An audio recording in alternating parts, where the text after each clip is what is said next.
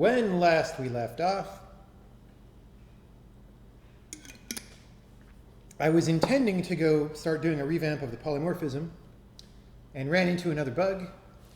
And let me check where the camera is. Make sure, oh, that's okay. As long as I sit up straight. But I'm probably going to slouch a little, so let's aim it. Oh, you can't, yeah. Anyway. I ran into another bug that had nothing to do with polymorphism.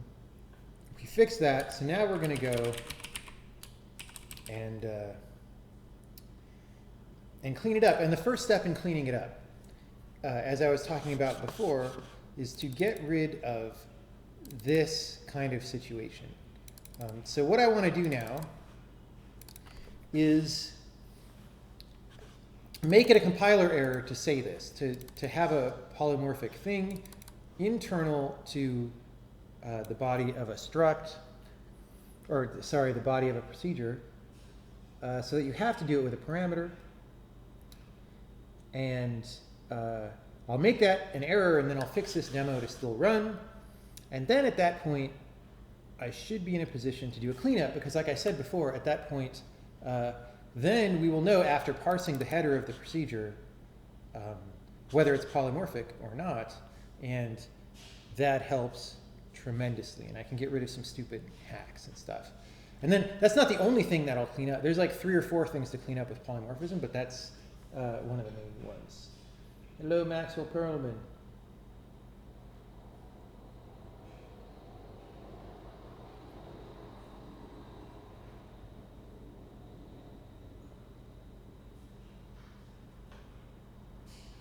I don't understand the handmade hero question. We're doing, so far, not too advanced lighting in the Sokoban game, but it's, I mean, it's, you know, HDR back buffer with non-trivial shaders. You know, it's about, you know, about a third as complex as what's going on in the witness. Like, we don't do light probe rendering or anything in there yet, but we may. Okay, so now how am I going to do that? How do I detect this? So now, I believe when I see an identifier with a $ in front, I flag it in parser.cpp. Oops, in parser.cpp. My monitor is crooked, it's going to bug me. And I flag it as ident is, I don't know, let's look at the ident flags. Ident, this can be overload. No, it's not that.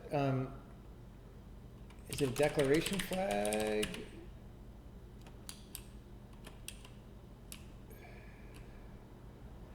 Well, let's just look at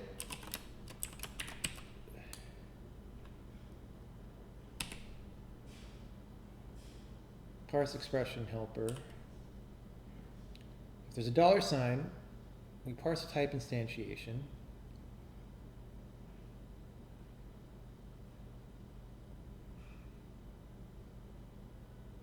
Okay, that's a different case.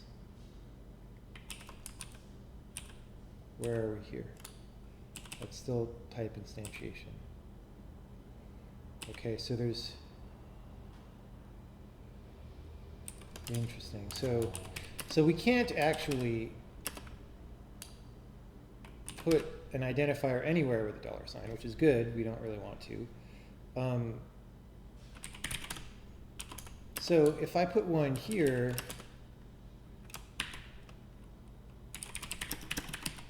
like, I believe that won't even parse. Let's try it.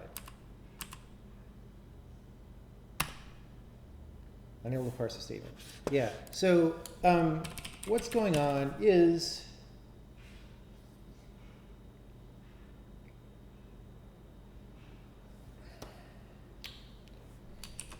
that we only look for this in the context of a type declaration anyway. So that's good. It's been like a long time since I've looked at this code. So now, what is the other $? There's like 4 places where we look for $. Okay, that's the name version.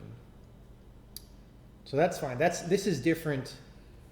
This is completely different from what we're looking for. So this is for when you want to substitute a value, which only already can happen in the parameter list. So we're not worried about that.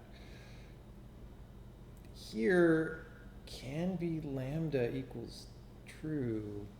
Okay, this is just, we're looking ahead. We're looking ahead by a symbol. Because our lambda parsing just starts with open paren and then some argument declarations, we do some look ahead to see if it would be a lambda or just another sub-expression in parentheses. So that is what that one is for.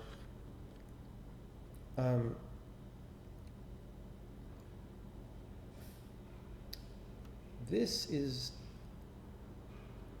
a comma-separated expression list. So we need to do this, but it's less important. So I'm going to write on my list, fix me in parser.cpp. So this is a case that we also need to take care of, but it's a very rare case. Although, okay, that's weird. Maybe I should hit this one first, actually. So procedure call arguments, we parse a separated expression list, which means that we actually would parse this, f of, so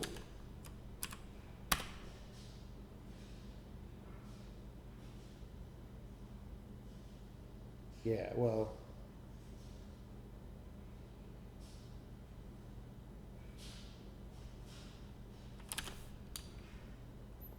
wait, where's my, oh no, I deleted that. So I'm not sure.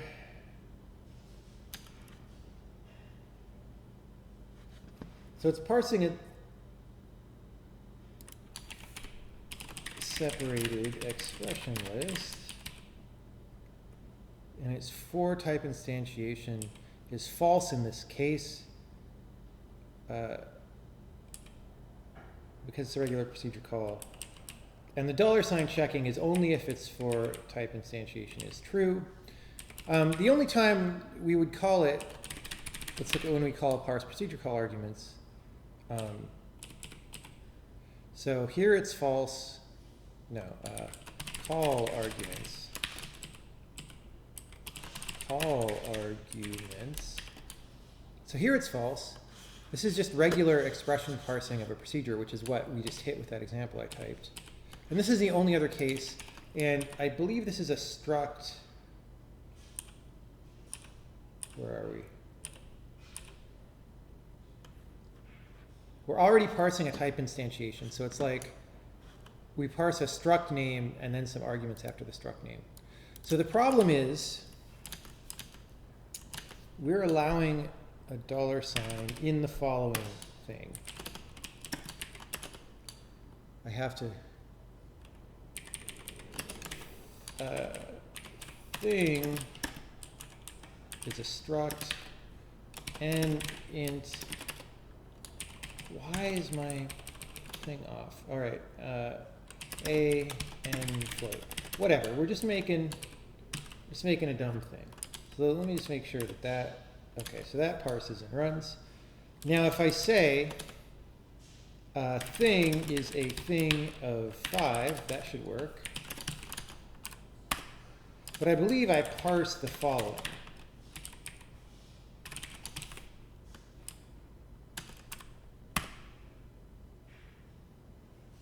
Yeah.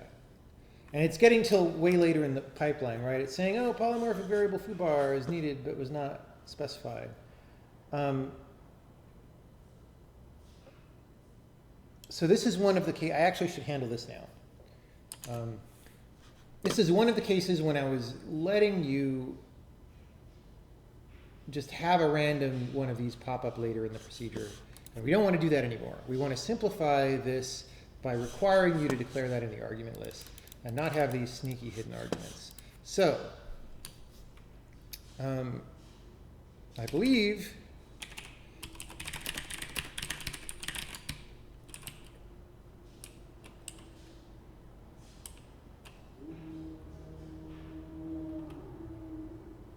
Yeah, so let me read this comment.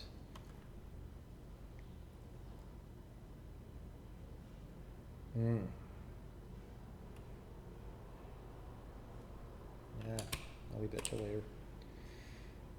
Okay, so I believe we just changed this to false, honestly, because for type instantiation that's the only time that variable is used. And it's only used to control whether we parse polymorphic variables. So I'm going to change the name of this from for type instantiation to allow polymorph variables. I'm going to do that in the header file as well. And then let's make sure the compiler still builds. Look at all those wonderful warnings. Oh, they're so pretty.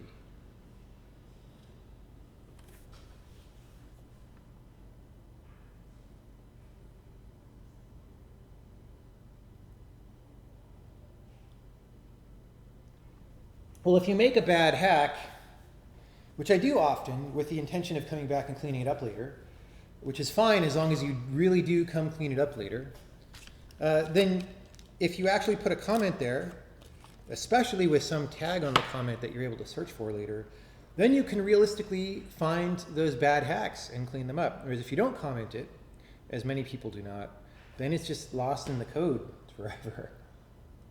And your code gradually decreases in quality. So the fact that I put those comments in there is actually a sign of code quality, believe it or not. Okay, we still compiled. We still do the same thing. So now we disallow this. And I believe that we disallow it simply by changing this to false, which then means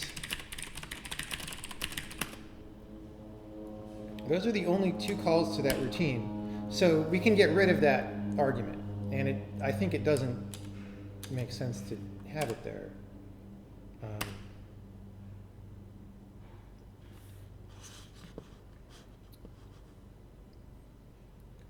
Well, this is not the most friendly error message right now, but I think that's fine. So now here we accepted that variable foobar as a polymorph variable of the procedure, and we didn't get an error until way later, like down at this bake. And this is not even that helpful because it doesn't tell you where foobar is and all that. So now we've actually rejected it in the parse phase, so that's good. That is good. So let's get rid of that. All arguments. Right, so we never allow polymorph variables.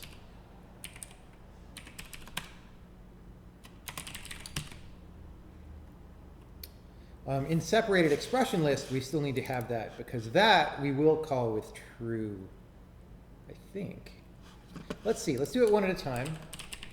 Baby steps. Like I said, I've been away from programming for like 12 days and my brain has been in a completely other dimension of reality. So we'll take it baby steps. Which if my damn program compiled faster, Visual Studio, baby steps would be much more fun. Okay, so great. Great. So let's look at separated expression list. False. That's the only call? Really? Really?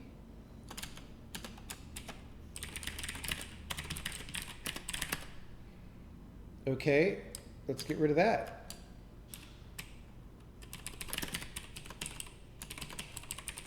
Hey, look. So my entire incomplete fix me, this is a horrible hack thing goes away.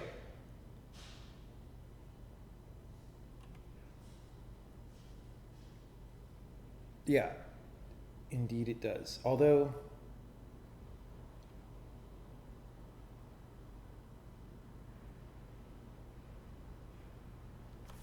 it's interesting whether we're going to lose enough expressivity. I think this will still work because there's another path for that to parse. We'll see. See what happens. Anyway, this whole thing goes away. So, boom, bada boom.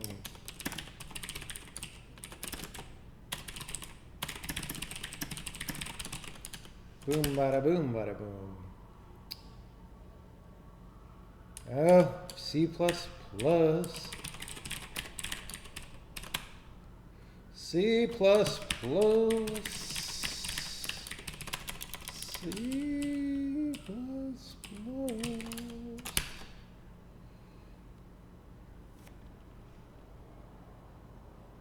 C++. Okay. So, all right. Did we break Sokoban? We broke Sokoban by doing that. Okay. That's a no good. That's a no good.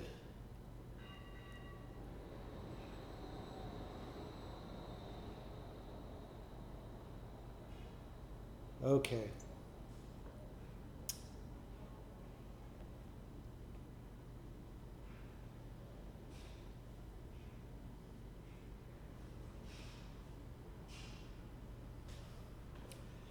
But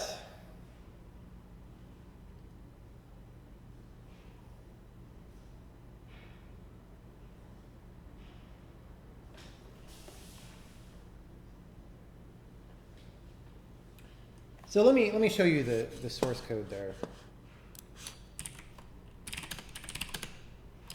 Oops. Sokoban. So basically, we're saying there's some table of some key type and some value type. And, right. I have to undo things that I just did. I have to undo things that I just did. But that's okay. So I need to put those arguments back. But I need to set it to true only contextually when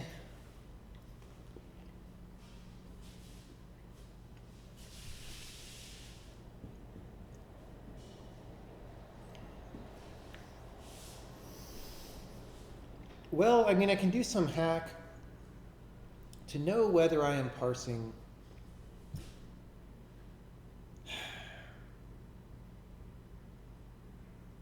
a type declaration that's in a procedure argument or something. However, the thing that I've just thought of that changes everything, is look, in this language, we allow people to submit syntax trees at runtime. And you can't submit a new procedure yet. You can only modify old procedures, but it's in the game plan that you can eventually submit a new procedure, right? Just like any other syntax tree. And if you have an identifier somewhere, and it's flagged in this way,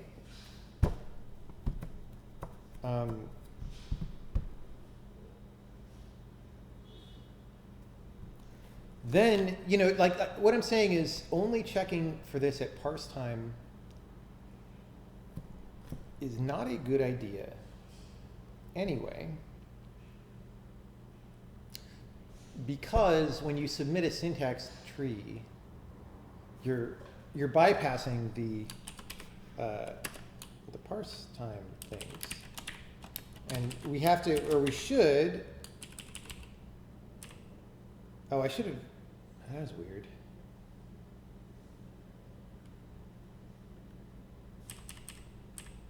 All right.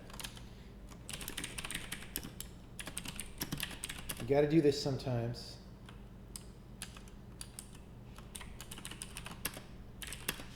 All right. I think I ended up deleting all the references to dollar in the entire file, which should have told me something.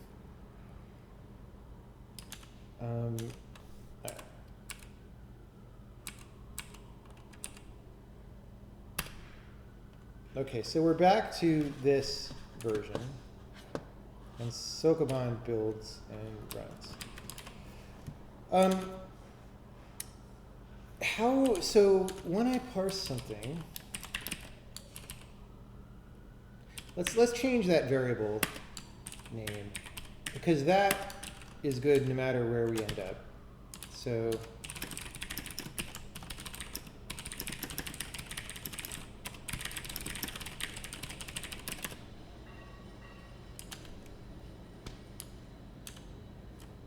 make sure that still works, because we're, oops, not that. Not that. I've got so many commands in my back buffer. That one. Okay, baby steps. Now, when I say oh, it's, no, I didn't. It's single quotes, not double quotes.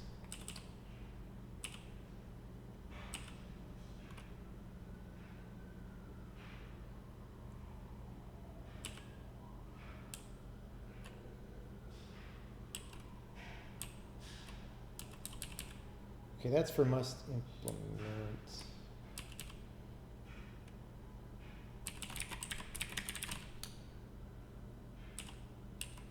Okay, so what happens is when we see the $sign, we flag something as inst defines polymorph variable. And so the problem is, if somebody can submit an arbitrary syntax tree that is flagged that way somewhere internal, and we don't catch it, we're going to do something really bad or undefined, right? And we'd rather catch that error anyway. So my inclination is actually to let it parse and ignore all this stuff at parse time, and catch it at type checking time.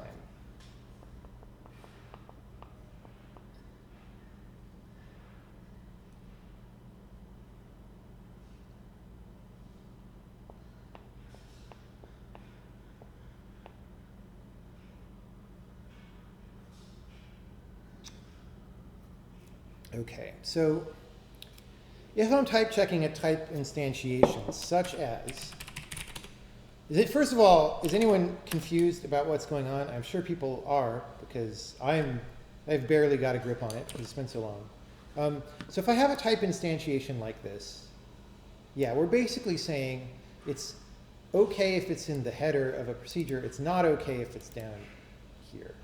And the reason it's okay if it's in a header is because, we want to do type matching. What file were we looking at? Table. We want to be able to do this. And these are really type matching on the header of this procedure, and they get promoted up, etc.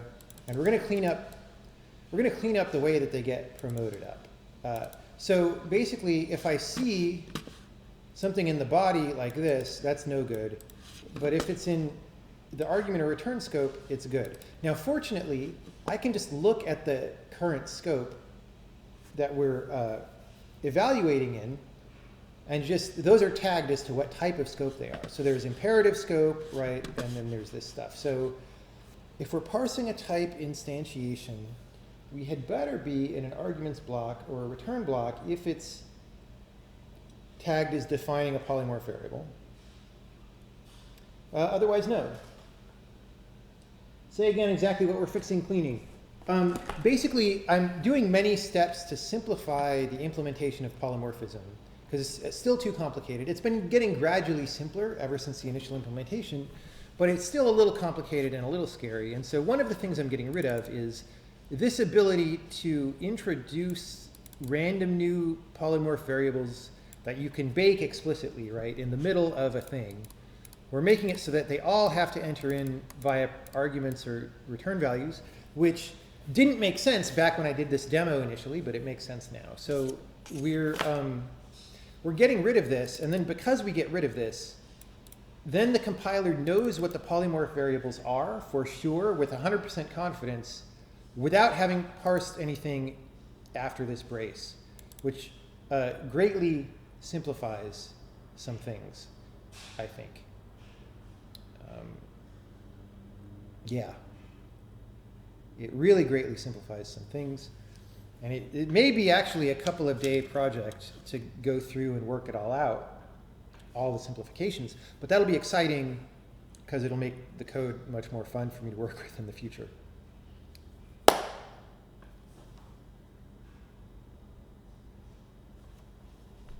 Ginger Bill just tweeted a link.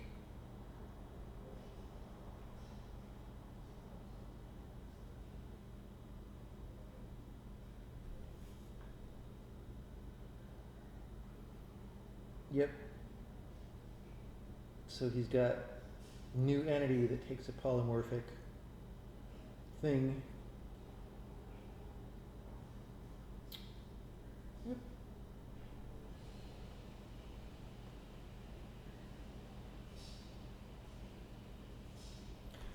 Given that you're catching a $sign in the context of an expression, why can this not be checked at parse time? It can, but like I said, that won't really solve the problem because somebody might submit a syntax tree that they constructed themselves that didn't come from the parser, right? Or maybe they took a few things that came from the parser and then swapped around some subtrees. And we don't want to take this C or C++ policy of like having a ton of things that result in undefined, although that may be unavoidable to some degree when it comes to syntax tree manipulation, because syntax trees are so complicated that specifying every corner case might be hard. But I want to, when it is possible to clearly say what's legal and not legal and have that enforced by the compiler, then I want to do that. So if you have something flagged as declaring a polymorph variable and it's in the body of a procedure, that is just illegal. And if we only catch it in the parser, it won't catch the error when people start doing sophisticated runtime code generation.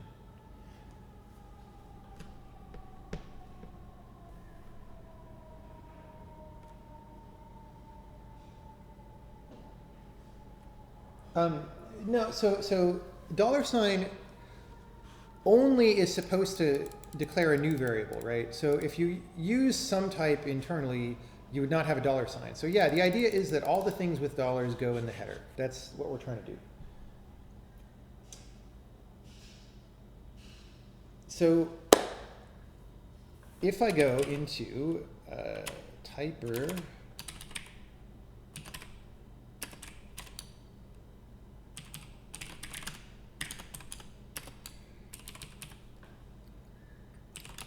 inst defines polymorph variable. Is that really the only time? Okay.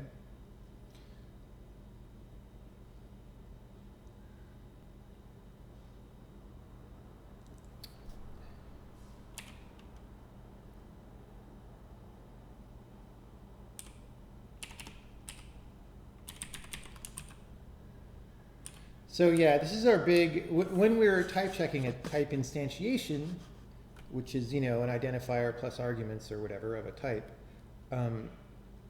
this is the big block of code we go to. And before we check whether we resolve, because we might resolve to undeclared, right? But up here, I'm going to say disallow polymorph variables if they are internal to a procedure scope or if they are in a data. Okay, well, if they are not in an argument or return scope.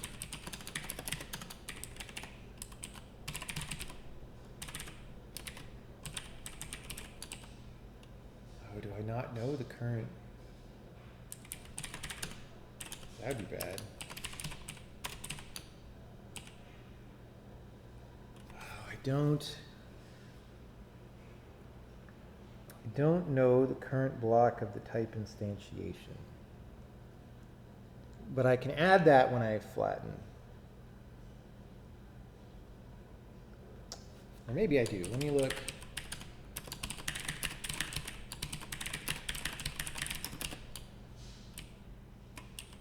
So this is a type instantiation. It's quite a big structure. So I don't think I have a thing called enclosing scope. I don't.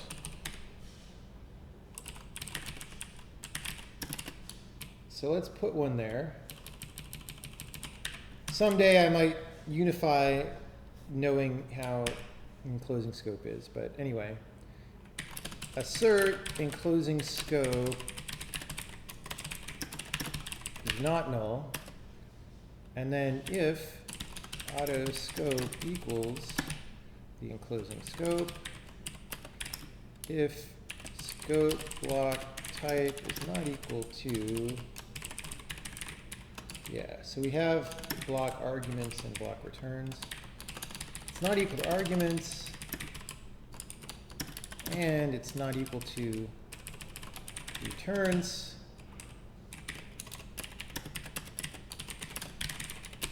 Report error int attempt to define a new polymorph variable using $, but this is only legal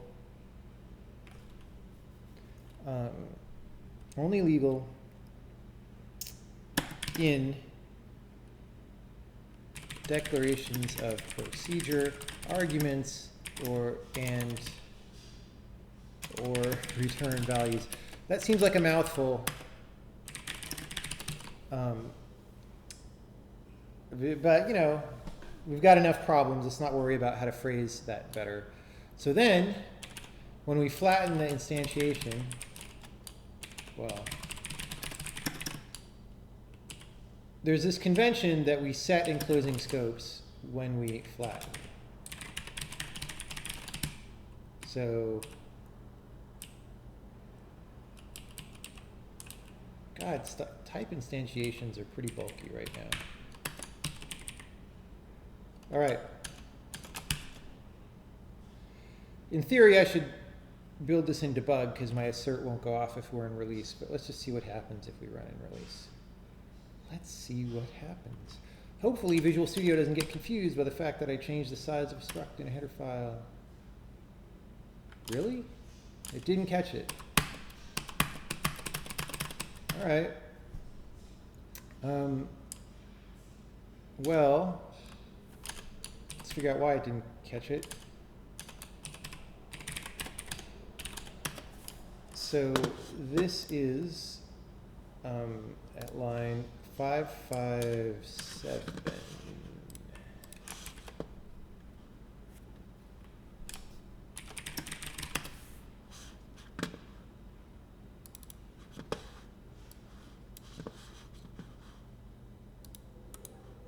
Conditions, int line number is equal to 557.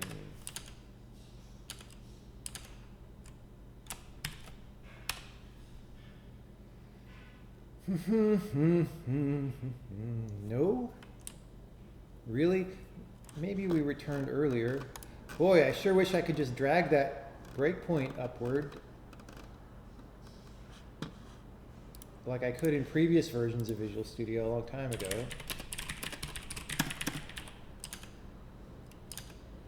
Is it really 557?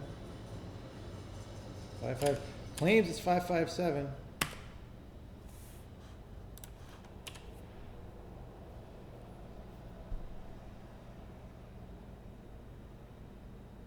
Really? What am I not seeing?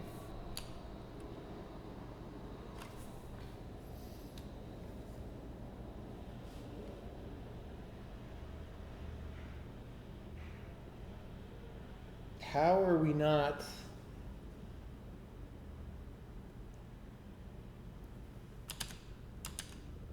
hitting that?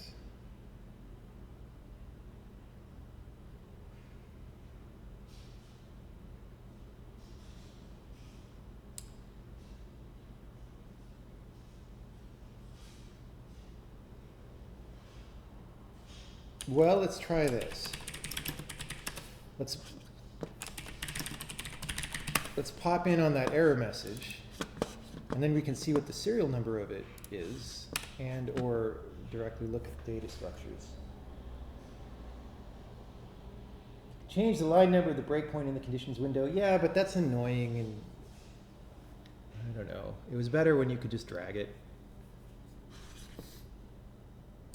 Okay. So,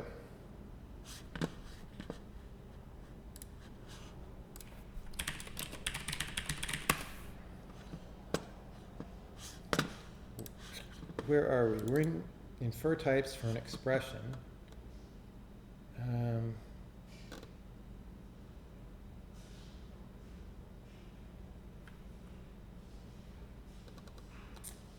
Right. No, this is far. This is not going to give us the information. Wait, what?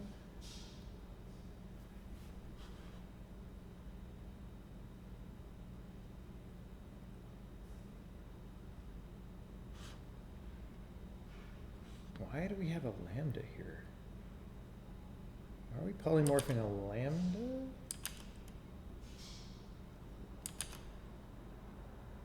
Oh, we're polymorphing internal. Right, duh.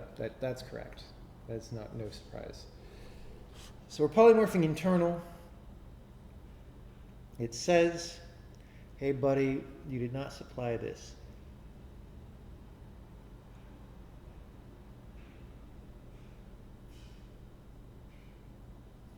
Okay, what I think happened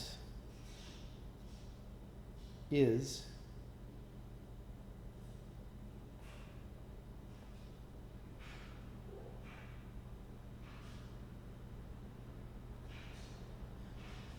oh, duh, okay. Here's what's going on.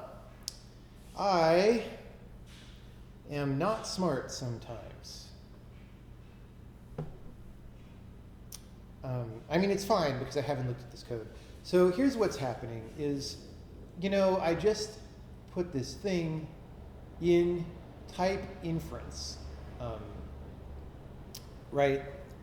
But as I said in the previous stream, type inference doesn't happen on this stuff until you successfully instantiate this procedure. To successfully instantiate the procedure, the compiler needs to say, oh, you supplied all the variables, let me put those in the slots, all right? This error is happening because we're not successfully instantiating the procedure because, hey, there's a variable you needed, and it wasn't specified. So the issue is that, you know, we also, there are several steps to this thing that I'm trying to do. And one of them, I was thinking, oh, after we disallow this syntax, then we'll change the way that we're adding it to the types block of the lambda, you know, because that was one of the simplifications that I wanted to do as part of the bounty of this.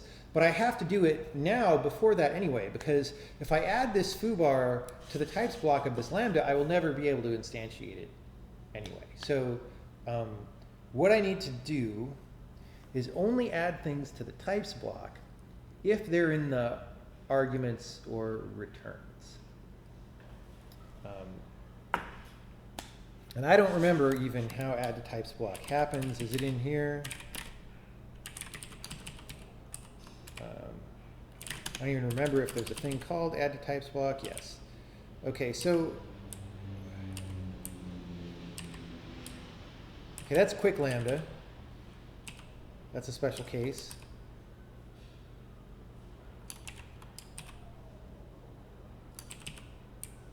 What is this? What am I even looking at right now?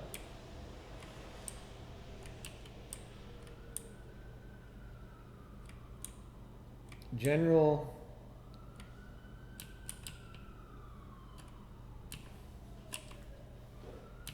Okay, if we see a dollar sign,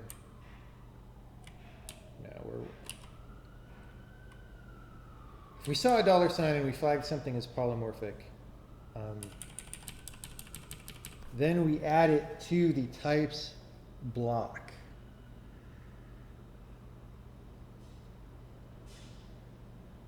Okay, so here's what needs to happen, actually, is I need to check for this in both places. It's a little bit inconvenient.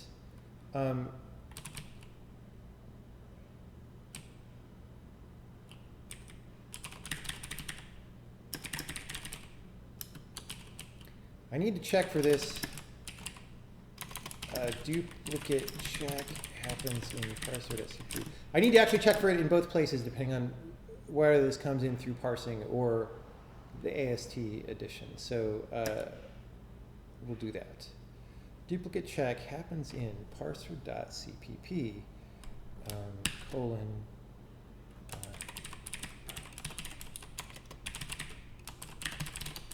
all right, and then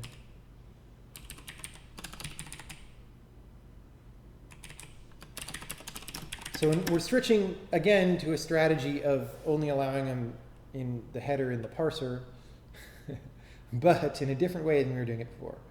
It is now only legal to have these in the tag block. Actually,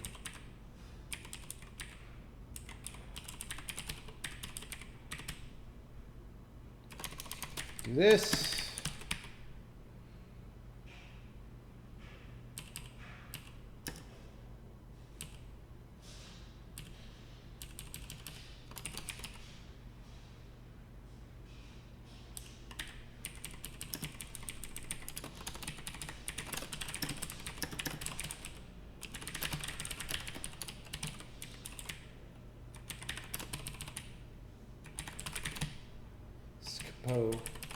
Scope. Attempt to define a new polymorph variable using dollars only legal blah blah blah, and we return null here. Let's see what happens. What the hell? We're just going to run release build. That's how we do it. So long to compile. Okay, good. And it caught both of them, but Sokoban still compiles. That is a committable offense. Parser catches. Now, of course, I haven't robustly tested the syntax tree submission version of this, but I think that's going to have to be tested via fuzzing later on, and it's like a whole different topic. So I'm going to stay focused on what I'm doing right now, and I'm not going to test that other version that I added, which is not a good thing to do if you're shipping things, but I'm not shipping this yet. So let's make sure that I can run Sokoban. Yes, we didn't break anything. So parser disallows internally introduced polymorph variables. That is good. So let's make the demo compile now by changing these things.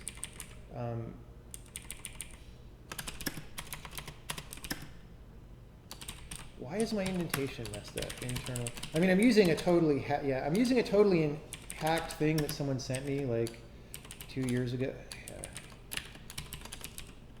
I don't know. Whatever. Well, that was legal when I did this demo, but not anymore. So instead, we pass it as a parameter and don't bake. So this was originally demoed as a cool way to use bake. This is no longer a good demo of a cool way to use bake, because we don't use bake, but that's fine because it makes our language simpler.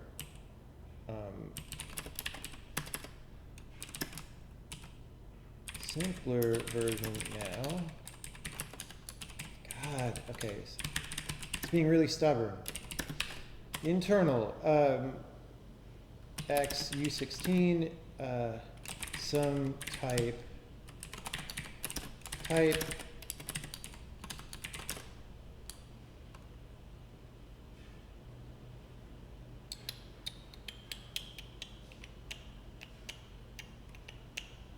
Oh, I can get rid of this because that was just a parse test. I can get rid of that. And it's just this. Y some type equals x. So now it is in the argument scope. Oh, it's being stubborn because I really am only 2 characters in. I like 4. Why am I doing that? Oh no. Whoops. That was not a good commit. That was not what I wanted to run at all. Here we go. Okay, so this builds now.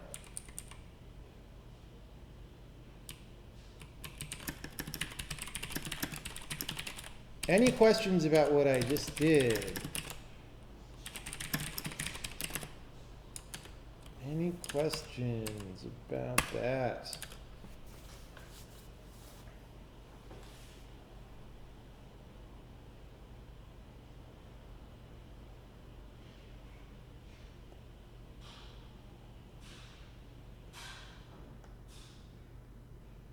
I'm going to get another drink while I wait for questions to come in.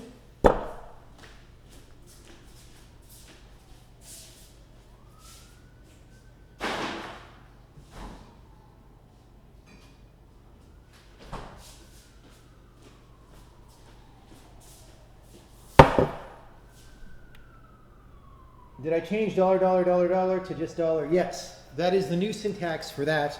So the idea is, if it's $1 on the left, you're baking a value, right? And if it's $1 on the right, you're baking a type. It's much more straightforward. Actually, let's do that next. I'm going to change. So there's still the $$ version. That's like the optional, you can bake or not. And I think I'm going to change that to $? Like, am I baking this? Let's not do that yet. We'll do that if I rat hole and get confused. I need to do something for morale's sake.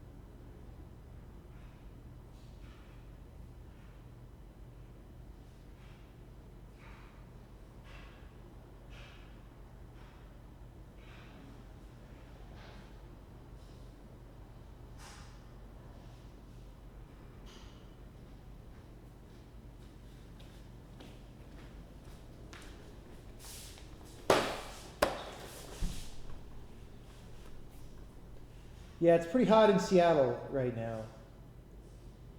Super hot.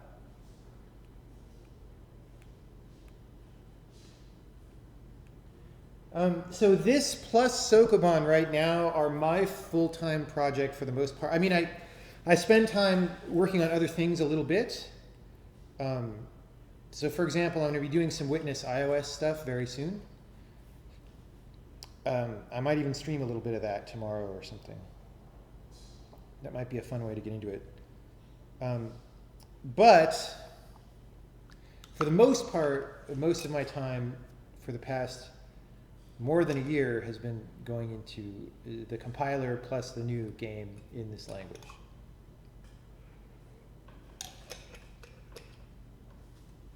Yeah, we'll rewrite the compiler in the new language someday, but not anytime too soon, because it's not a good, it's not a very leveraged way for me to spend my effort right now.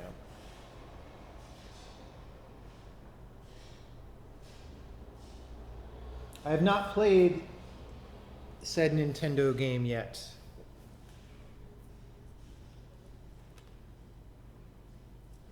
We actually, for the Witness, yeah, we had one investor that lent us the money to finish the game, which was very good.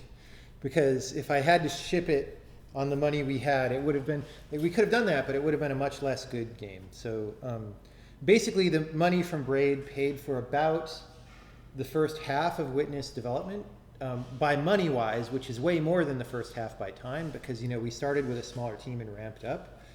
So the money from Braid paid for the Witness probably from 2009 to the beginning of 2014, I'm going to say. And then all of 2014 and 2015, were paid for by the invested money. And then we came out at the beginning of 2016. Wow, was it that long ago? Oh my God.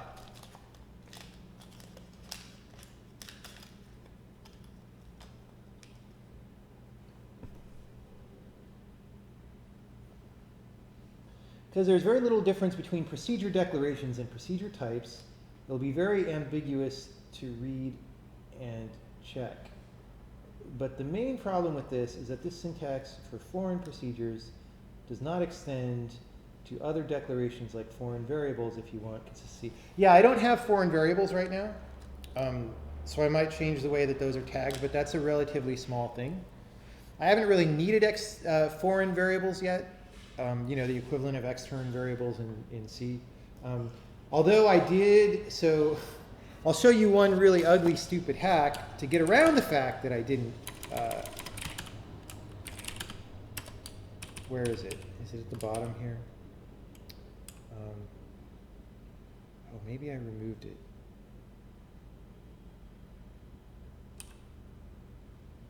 I think I removed it. I don't even remember exactly what it was, but I think it was for allocation stuff that I demoed last time.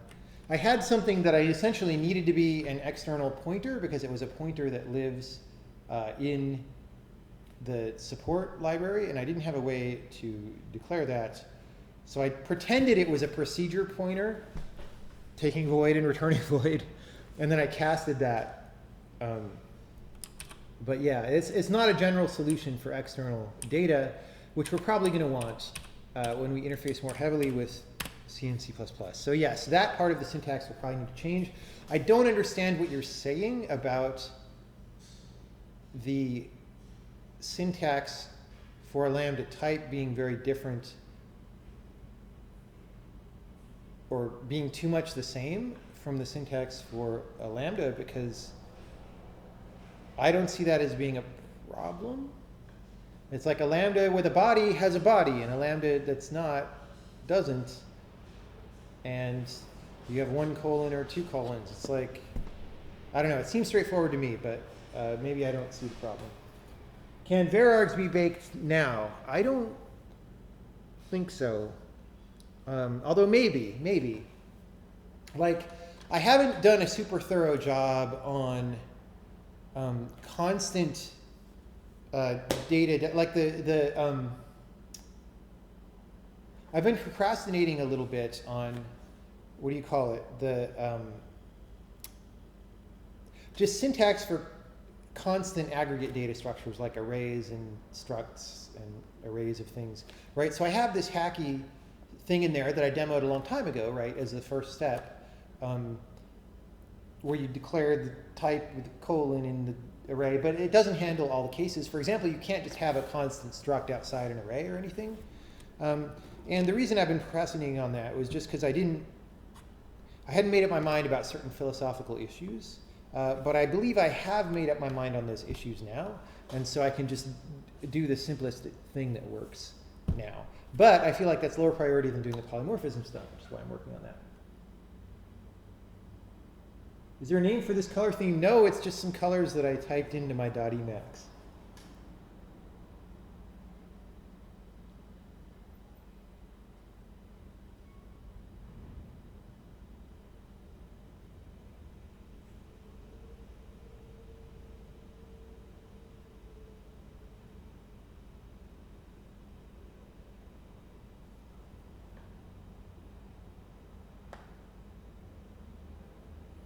A virtual laser pointer that you could use as the person spectating. Yeah, but I mean, SharePlay, I don't know. It's easy to support SharePlay if it's just the really straightforward thing of streaming. It's a lot more work if you're adding a lot of special features like that. And the thing is, we're such a small team that if we started doing features like that on every platform, we would be, I mean, we're still working on the Witness a year and a half after release. So we just can't do stuff like that.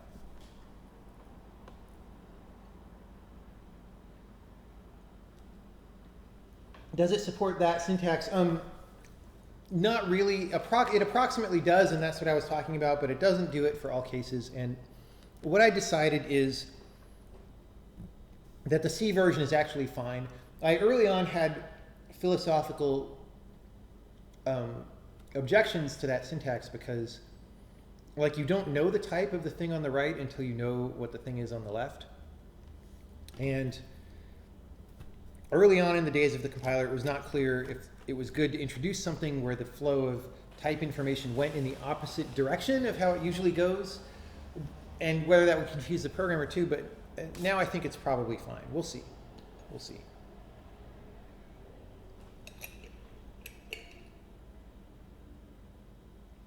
And do I plan to move the team to Seattle? I don't think so. I mean, people want to live in San Francisco.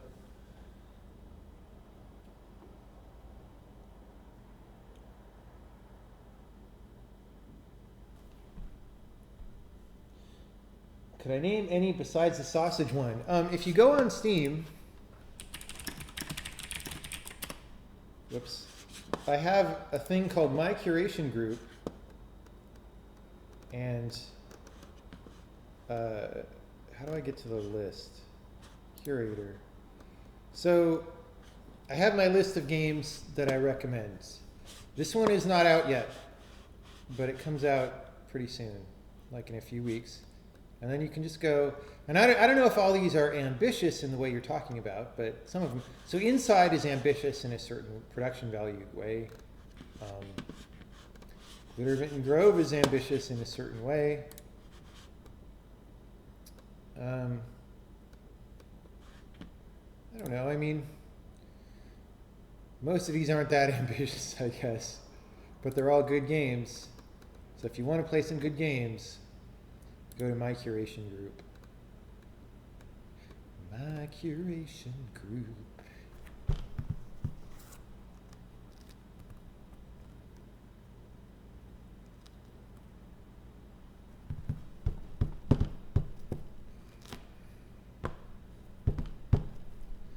My Curation Group. Okay, let me get back to programming.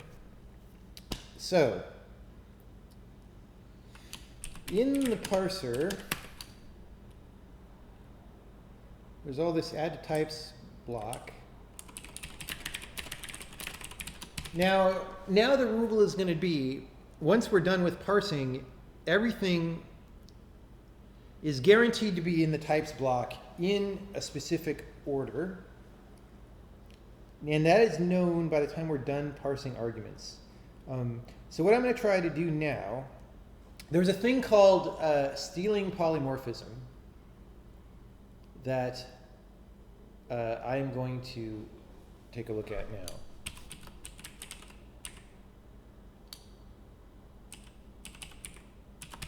Is it in Typer? Do I not have, wait, what? Did I rename it?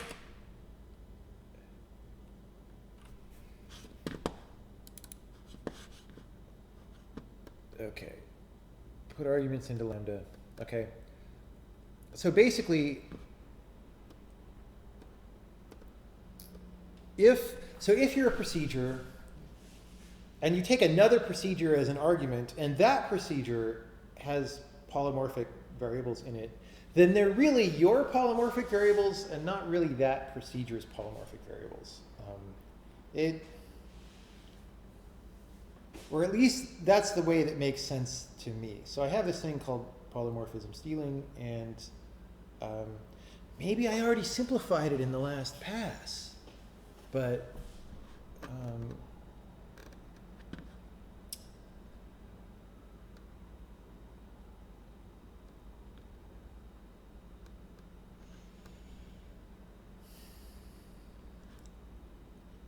let me look at the implementations of some of these things. So if we set arg lambda, then we clear polymorphism off the arg lambda and we take it for ourselves and we reset it, which may seem cruel.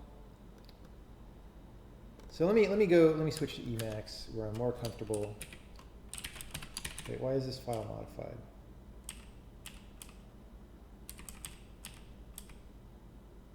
Was this never saved? All right.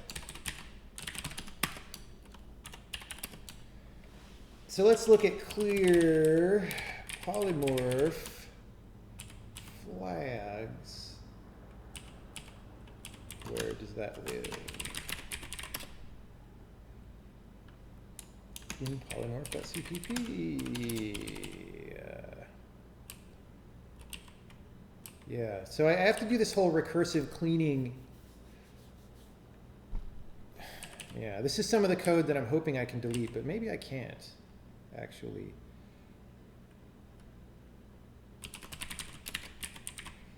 Okay.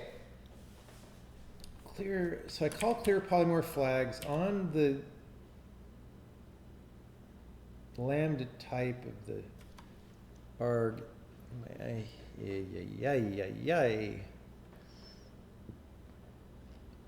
Right. Okay, so the difference is now in order to be correct, I don't need to clear any polymorph flags on anything in the body of the lambda, right? Just in the arguments and returns. And maybe I wasn't doing that before. So it might just be that I don't get to clean up the code, but the compiler is more correct.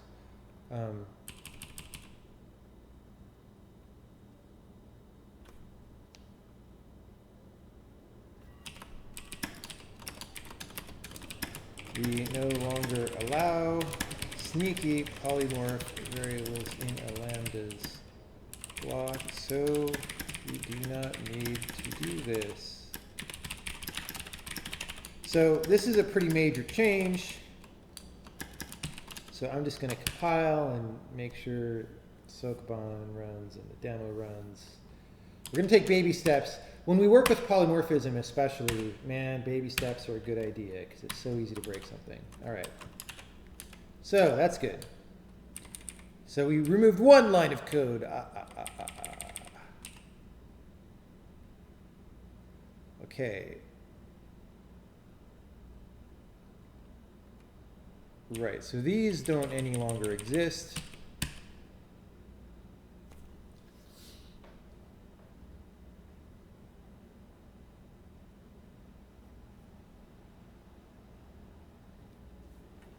And let's look at this. We should figure out if this is wrong at this point. So recursively, so clear polymorph flags on an inst. So we say, okay, this inst is not polymorphic.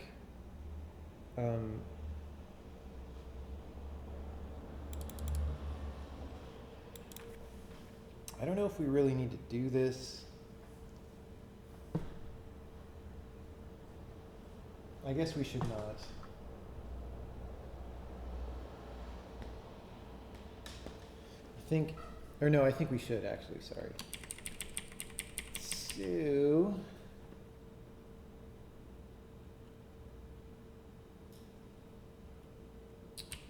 okay.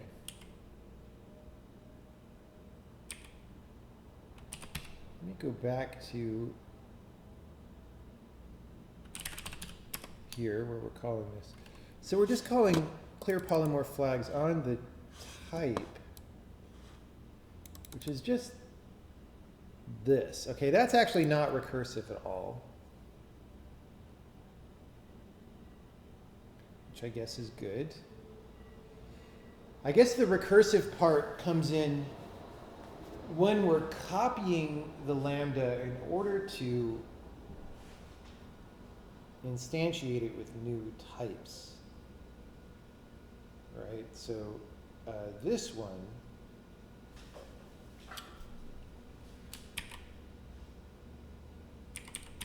this being a sort of a leaf procedure, I'm inclined to move it to here and inline it if that compiles.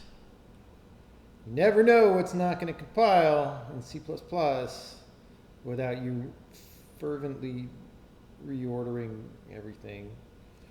All right. So great. This is a very minor change, but like I said, we're doing baby steps today. So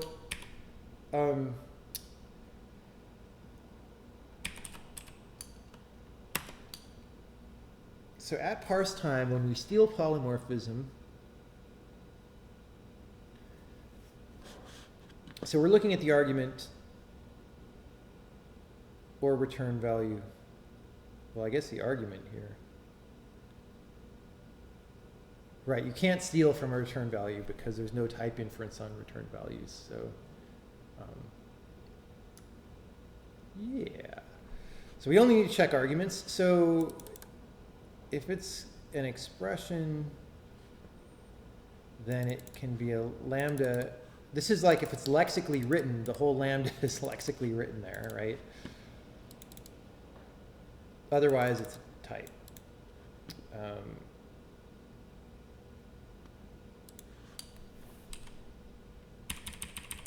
So let's get rid of that old comment. So then if we have an arg lambda, well, I guess we're asserting, because it's either we set arg lambda here, and decal expression is true, or we set it here. So we're going to assert arg lambda is not equal to null, and we're going to get rid of that.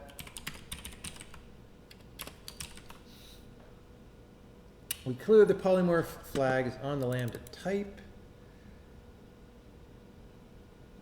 which is not correct. This has to be recursive, annoyingly, but we might have a better way later to make it recursive. So incomplete. This is not correct if we have nested polymorphic struct declarations since clear polymorph flags does not recurse. Example of what will break this is f t is table of $a, table of $b, $c, right? So that, you're going to get a type instantiation for this, and that's going to have another type instantiation nested, and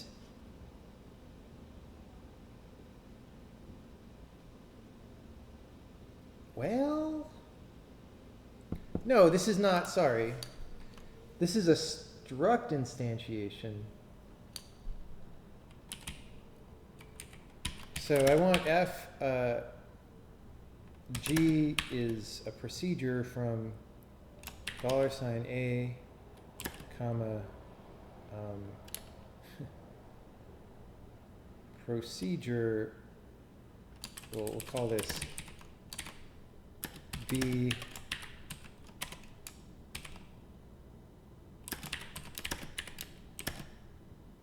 I thought I have a test for this. So my theory right now is that this doesn't work, but I thought I had a test case for this in that demo. So let's see. We'll make a test case in the demo. Whatever. So here, we have a type instantiation for G, and oh, no, this will work because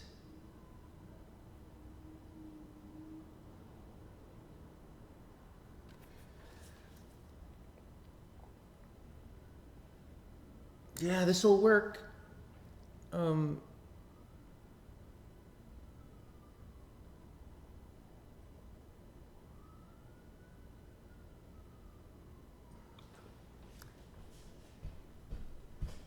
Well, I'm not convinced that this is incomplete.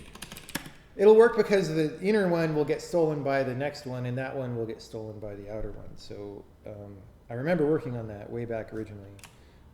Review, I am not sure whether it is sufficient to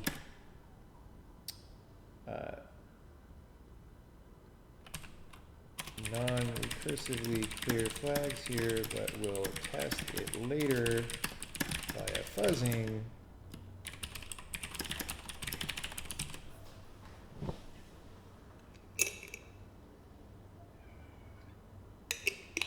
Okay.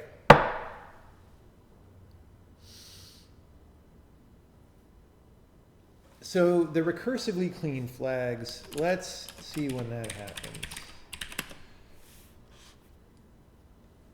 It gets called a lot from polymorph.cpp. So I have a feeling we'll just naturally be cleaning that up on its own. But I'm a little bit satisfied by this though so far, just because, I mean, I didn't really do anything yet, but I have this understanding that at parse time, at parse time there used to be a recursive flag operation, and there isn't anymore. Now it's non-recursive, except in the implicit recursion of, or in the implicit iteration of what happens, like I said, when an inner guy gets stolen by a next outer guy, which gets stolen by a next outer guy. But that's fine. That's pretty clean. So what I'm going to want to do is when I start simplifying the polymorph code, just keep an eye on this stuff and make sure that it works. So that's working, and that's working.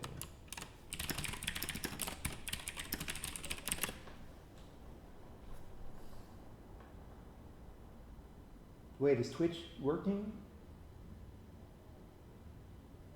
Is it all good? Okay, I guess so. People are asking about fuzzing, which I guess means that they can see what I'm saying.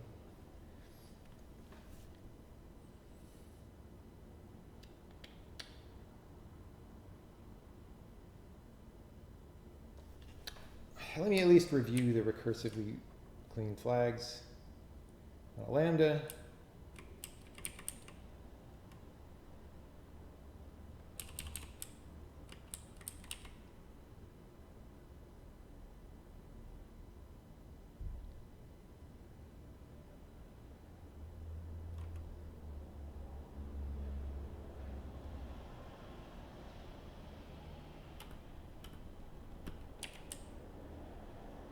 One thing that I could do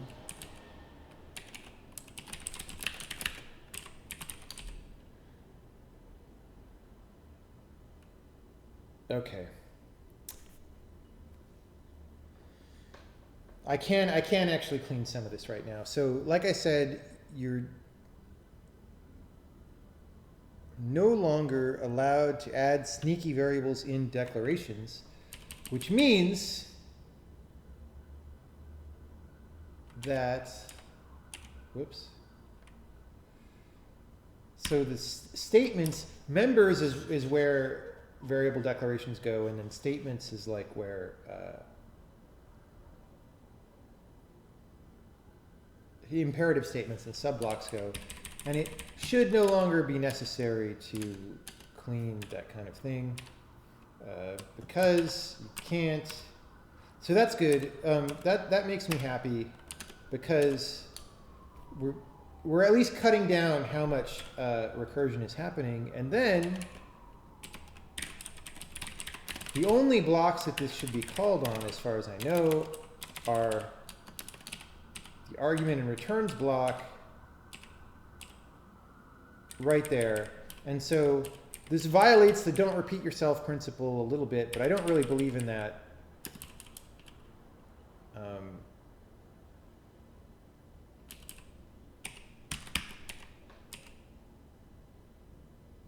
Well, sorry. Where was that from? That was from there. Oh wait, what? What am I doing? Sorry, yeah. So let's just check in, like I said, baby steps. So that worked.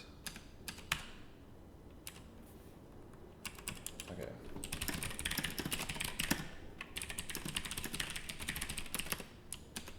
So we don't need polymorph clean statements. And now, instead of doing, this is like a trivial procedure. And so whenever that happens, I would say, I'll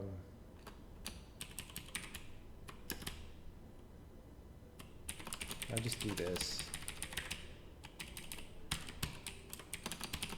Right. It's just goofy to do that.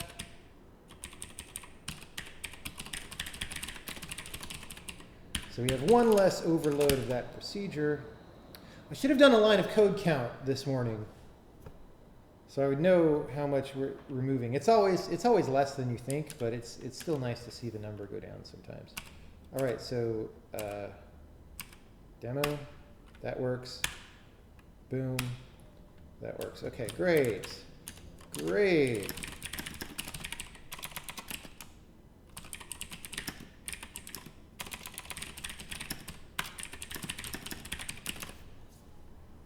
Does my for macro use C++11 range-based for?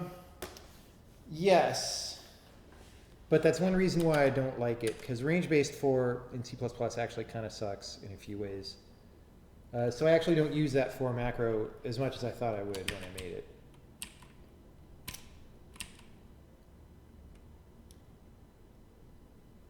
All right. Now, so the only entry point on recursively clean flags is this one thing. And actually, this looks like it's redundant with that, right? Wait. Recursively clean flags. When we pass a lambda, we recursively clean flags on the lambda type. Oh, except for that if beforehand. Yeah. I see why we do this.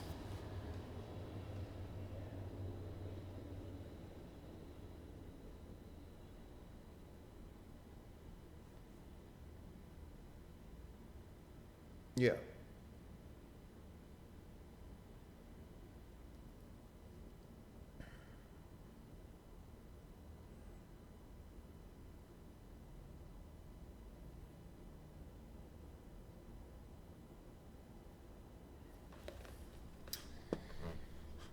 So recursively clean flags, the arguments block and the returns block members. So each of these members is a declaration. So in these loops that I just flattened up into here, each of those calls this one.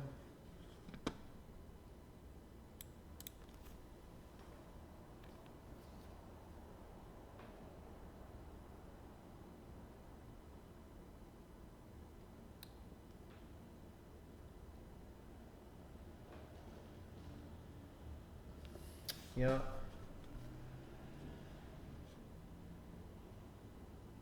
It's so, if I had an easy way to iterate over two loops and do the same thing, I'm thinking about this as a language feature in my language. I'm hoping that it's actually easy to do with a high level thing. I really just want to say for everything in these two groups of guys, do the same body, because then the only reason this is a separate function is because it's called from two places. If it was just one thing here, then I could just paste it in there and that would be great. Oh, well. Oh, well.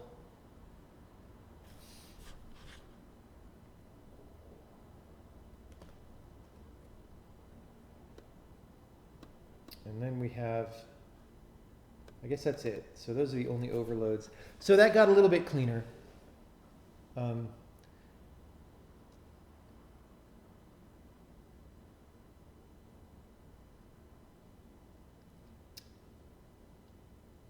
I still would rather not do it. I still would rather have copy clear the flags at some point.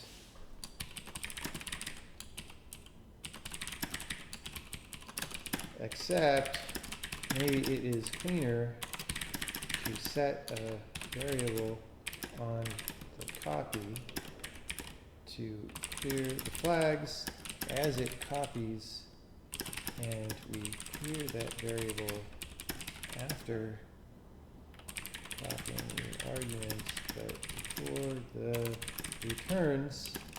This may eliminate a significant amount of complexity and thus be worthwhile for something that feels like a hack. That may be a better way to do it.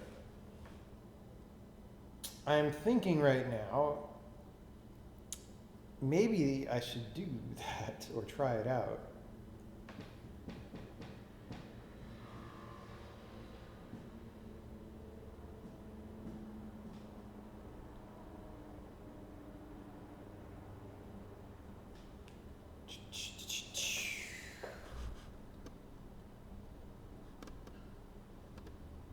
So basically, when we copy the lambda,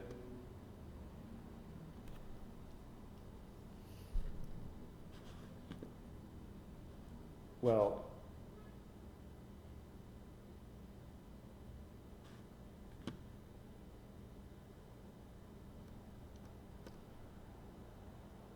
it's an involved operation for a few reasons.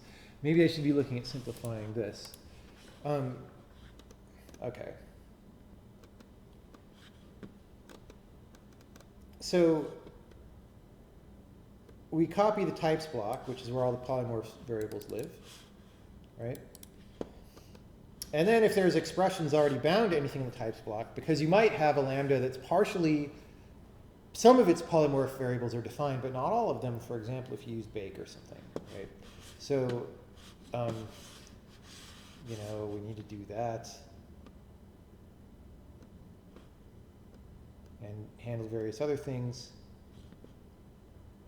And then we need to make sure that we got everything. If we didn't, we complain.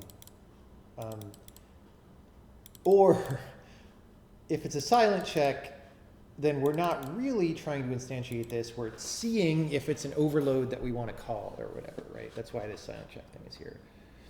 So when testing overloads, we might run through and do all this work.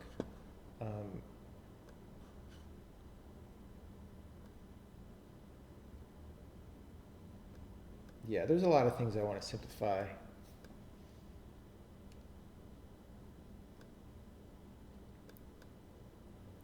So I want to start with, before I mess with the copier, I'm going to put down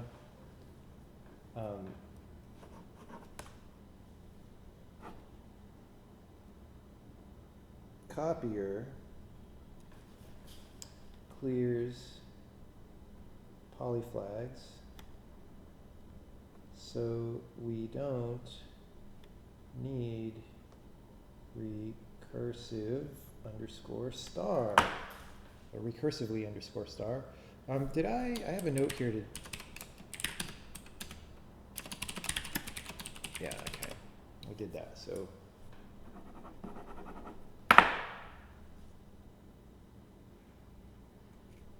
I could always make what a lambda so it doesn't mentally pollute. Oh, the 4? It's not that it's a lambda or not. It's just that sometimes, you know, like sometimes I want to know the index of what I'm iterating, and it's just, I don't know. You can make all that happen in C++, but it's annoying. I mean, it ends up not being any better than the old version that I used before, range-based 4. So I would just, in all new code, I would fall back to the thing that we used in the witness, which is pre-C++ 11.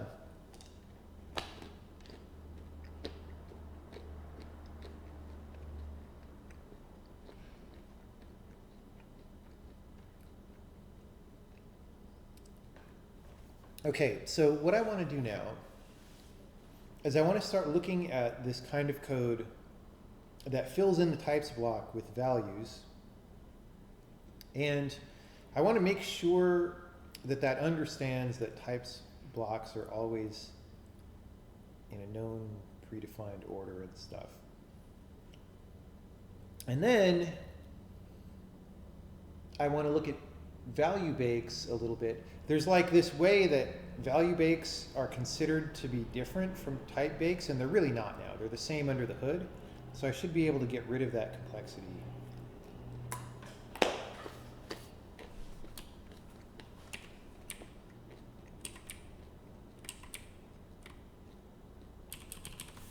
So let's look here for a minute. find matching polymorph. So, for every polymorph instance of this function, if the arguments blocks match,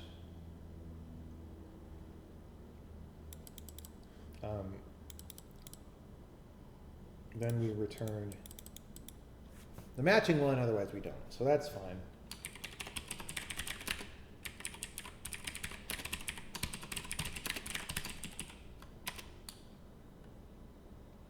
Wait, what is it called? Struct arguments blocks match. Oh, that's the argument version, or the struct version. And the procedure version is basically exactly the same, except it calls types blocks match. So let's look at types blocks match, because that's the one we actually care about.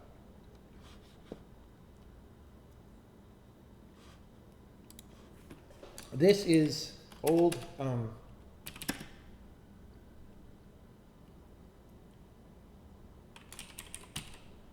wait, what? Okay.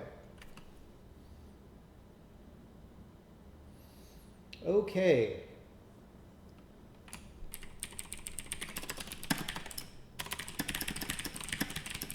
So here I want to enable this assert. Let's go, before I enable this assert, let's go make sure that we don't, that no asserts fire in debug mode.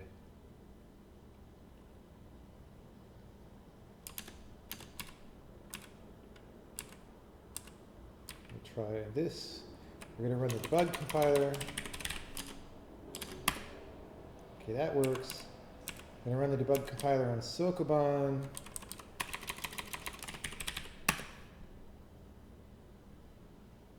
That works. Okay, that's good, because that could easily have gone badly. All right. So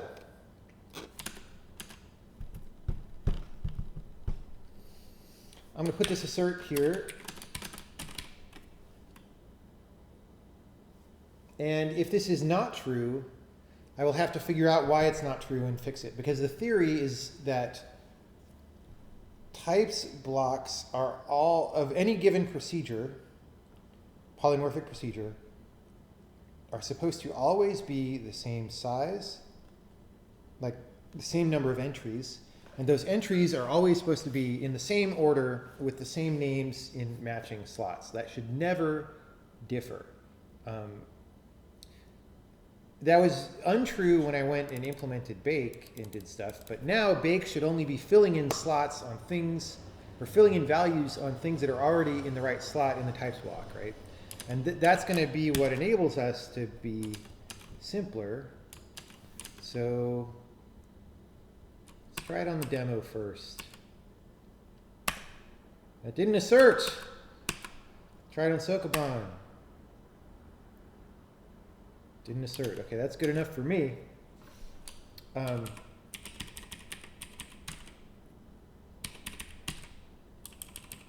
So assert DA identifier name is equal to DB identifier name. So this asserts that there's the same number of entries, and this asserts that they're named the same thing. So let's make sure that that happens. Wow, that actually compiled a little bit fast. Visual Studio, good job. Claims it succeeded. Okay, Sokoban compiled without asserting. Demo compiled without asserting. Okay, this is good.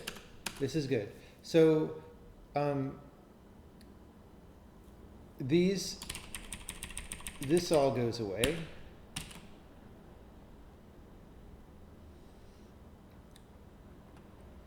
So now what is unbound? I believe I may have changed this a bit. Where is that? Is unbound. Types parser.h, that's a weird place for it. If it's got a type inst, and a type inst is types block entry for polymorph type variable. Makes sense. But nobody in parser uses that. So I'm going to move it out of parser, and I'm going to put that in ast.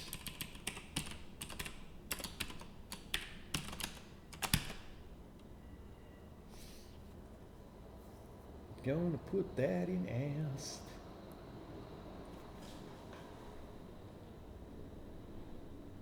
Oh, the recursively clean flags overload. Yeah, I mean, it's just if I make it a lambda, I don't know what the performance implications of that are. I don't trust it in C++, so I'm just not going to go there. I don't ever go to lambdas unless I need the functionality of a lambda. And anyway, it would still be a procedure, and I'd really like to just not make it a procedure. So, yeah, okay. Is unbound types block binding has been moved. svn commit m simplifying assertions. We have simplified some things.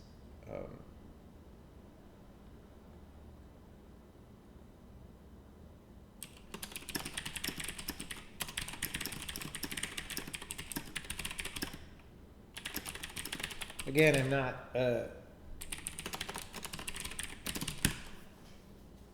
to do that now, but like I'm not sure about this exactly.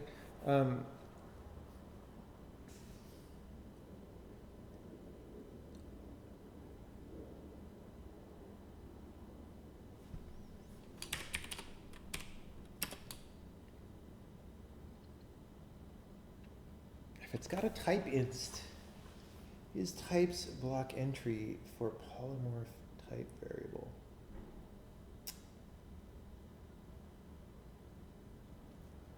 You know, I feel like the type variable part is a misnomer now. I believe that's used for values as well. So maybe we should make that less confusing. Oh my God, look how many times this is used.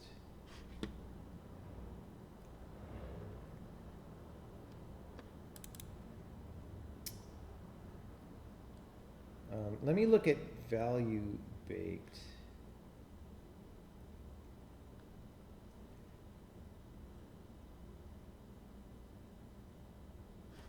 Let me search. Whoops. Let me search for this again.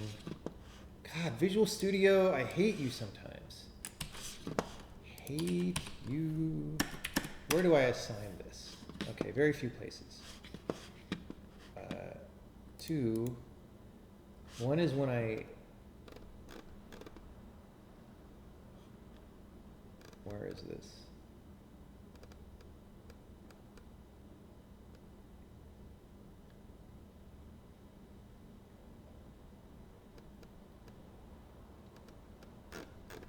What are we doing here?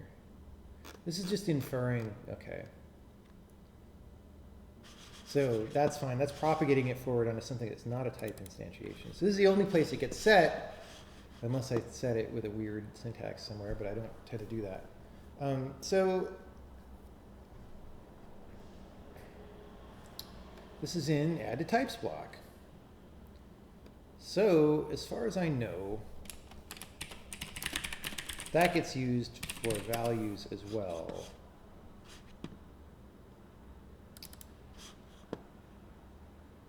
Okay, this is when we're stealing the polymorphism. We just looked at that.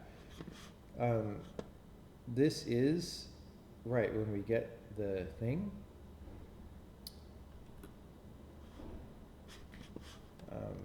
When we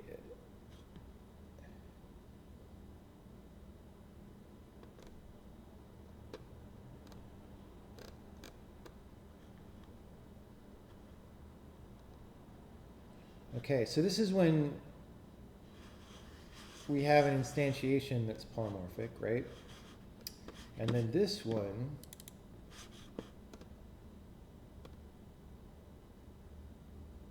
well, they both seem to be for that case.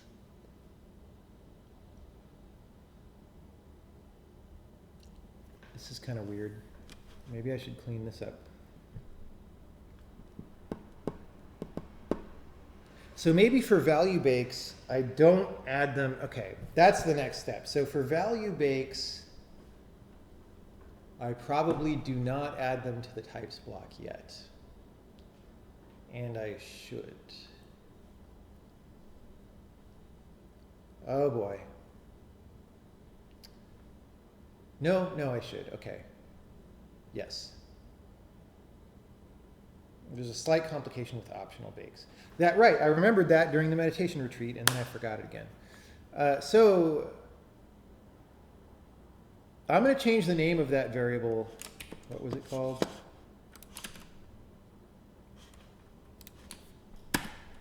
I'm going to change the name, even though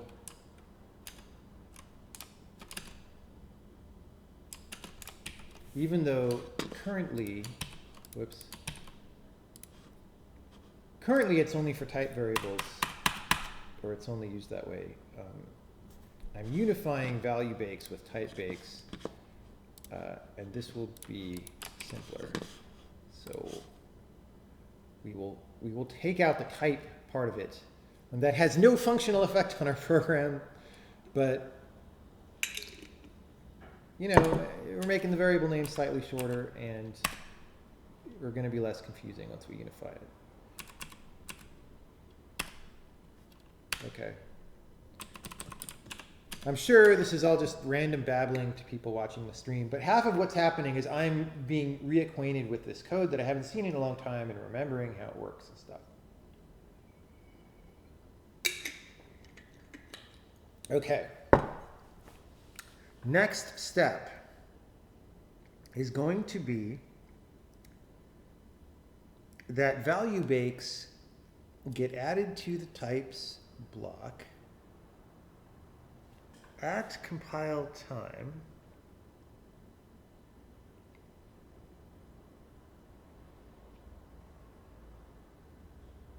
Oh, you know what?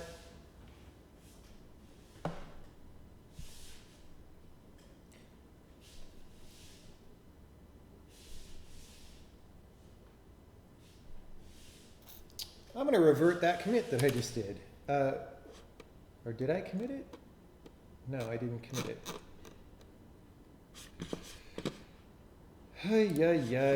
Because actually, I think I did that in the wrong order. Like if I simplify them down, because there's a lot of uses of that variable, some of them may really depend on it being a type. So let me just see. I hope I didn't change anything but these. It looks like I didn't. I don't know. Random sampling. Oh. Well. Is that the only change in polymorph? No. Damn it. Whatever. We'll lose that. I'll notice later that it's pretty old.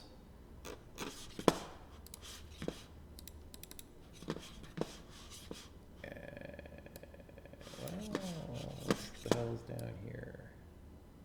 More of that. Okay, I'm just going to revert all this. Sometimes programming is just about reverting. So what I'm going to do is the opposite.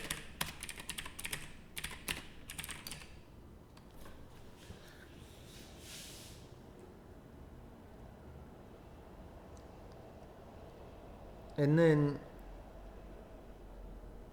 unify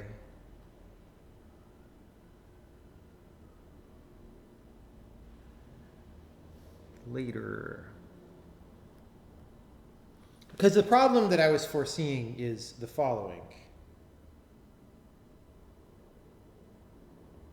Remember that I had that check when you try to polymorph that all the polymorph variables are satisfied, right? Otherwise it's an error. If I go and add value bakes, especially potential value bakes that aren't baked, to the types block, and you can't tell the difference between those and types entries, then that error will fire erroneously in cases when it should not. So we don't want to do that. So I'm just going to do this. I'm going to say, well, Maybe it's a type block entry for polymorph value bake variable.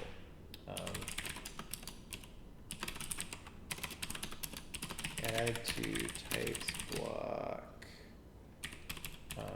Bool is for value bake. Bool is for value bake equals false. Okay, so if is for value bake, we're going to say one thing, otherwise the other thing, and this is maybe not the best way to do it, but it's how we're going to do it, and we're going to see what happens.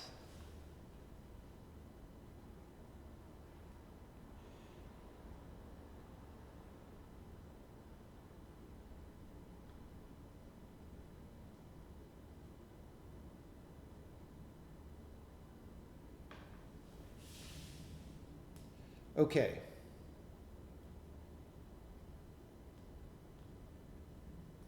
So in parser.cpp, we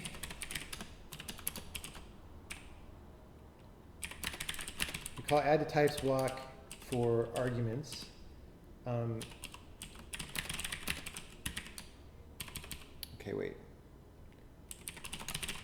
I'm looking for a flag. I don't remember what the flag's called. Okay, declaration auto value bake, right?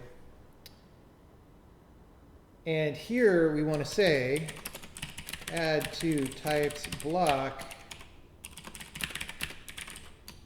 interp lambda decal identifier true, because it's for a value bake. It's for a value bake.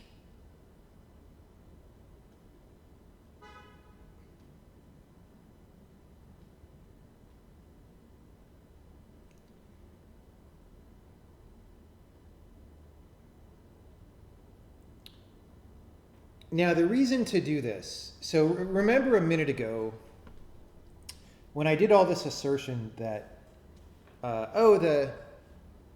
the procedure, or the order of the declarations in the types block has to be the same for every polymorph instance, right?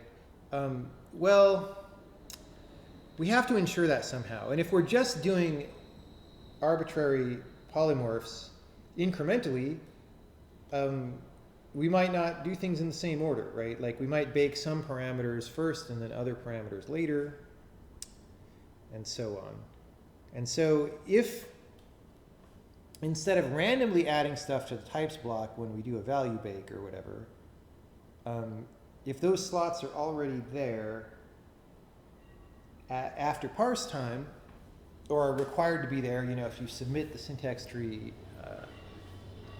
in code, then it's a lot simpler. Like I have to think about fewer things.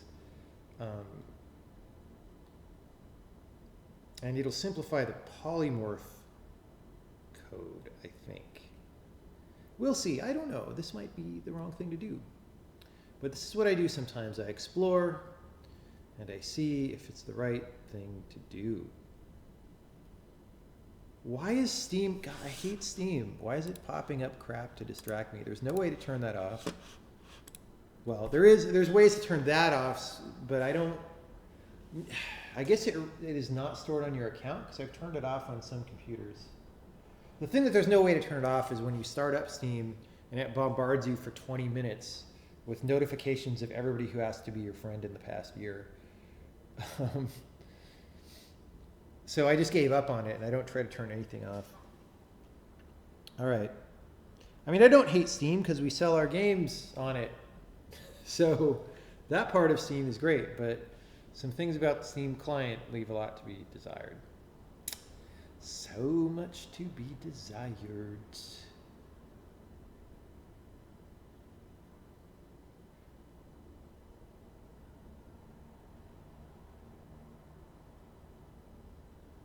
Okay, so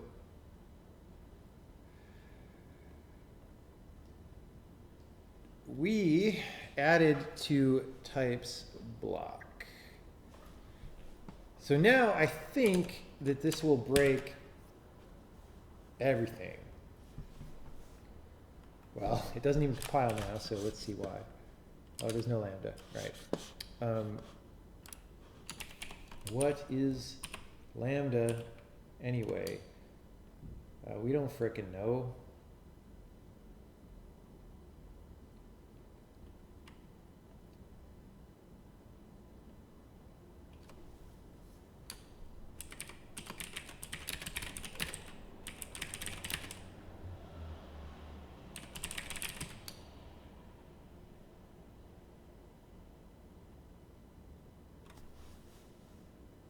So do we have a lambda stack? I think.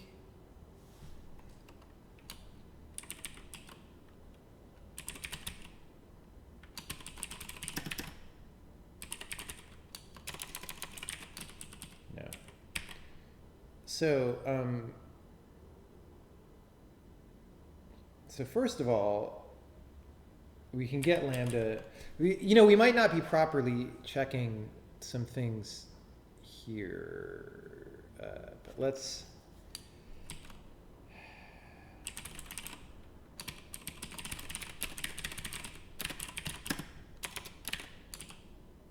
Yeah. So I'm going to say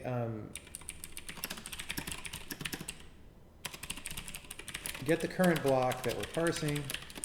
If block type is not equal to block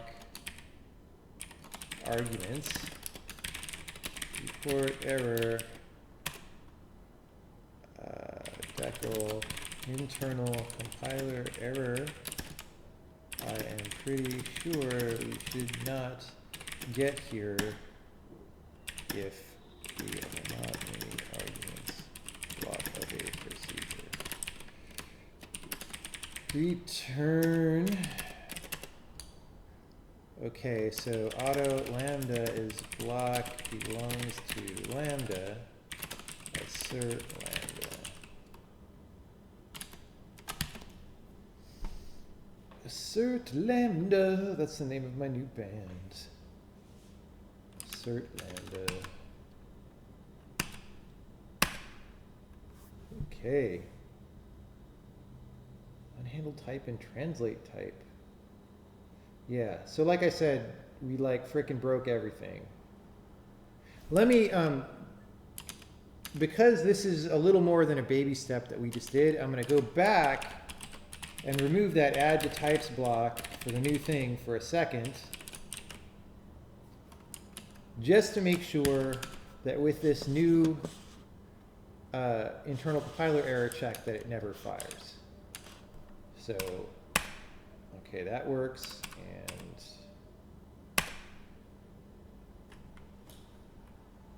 that works.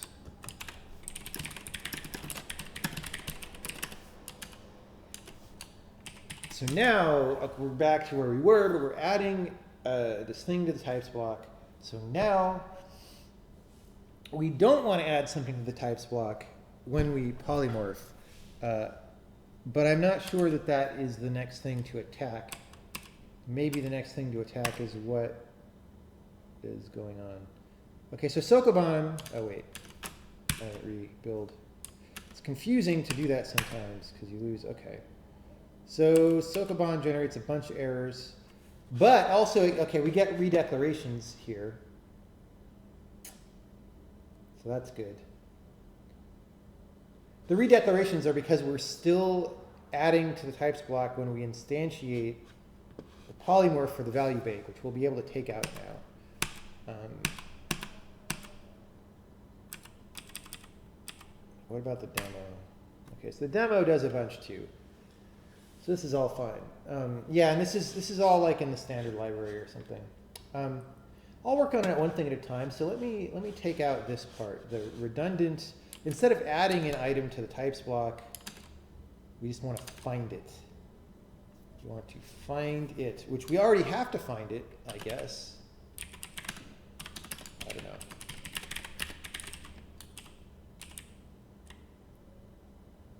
Okay. So I think we only just comment out this line, and it won't solve all our problems. Well, no. No, no, no, no, no. No, no, no, no, no. Okay, we're doing something kind of dirty here anyway. So it's good that this is a little bit of an error-prone thing. So we had a declaration in the argument list of some lambda, and it's got the $sign on it saying bake this value, and we're pulling it out of the argument list and putting it in the types block, and to do that we're twiddling some flags, and the thing that makes this volatile is, like, you know, say some flags get introduced later that need to be there on arguments, or if there's some other state that's not a flag that needs to be some way in a declaration in arguments block but not in a types block, like this could be a latent error waiting to happen. So this was always a kind of a dirty thing. And so we're going to do this the other way. We're going to say find in types block a corresponding declaration. I guess I don't have that function anymore. What's it called? No.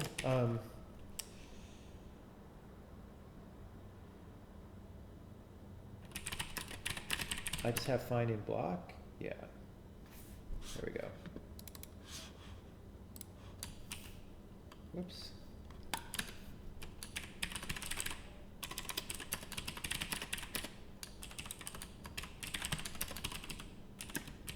So instead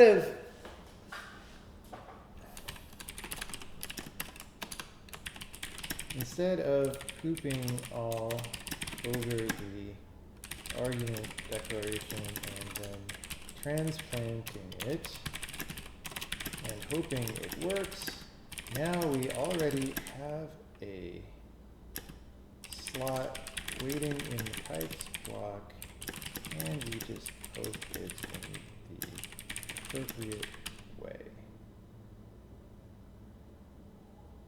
Right, so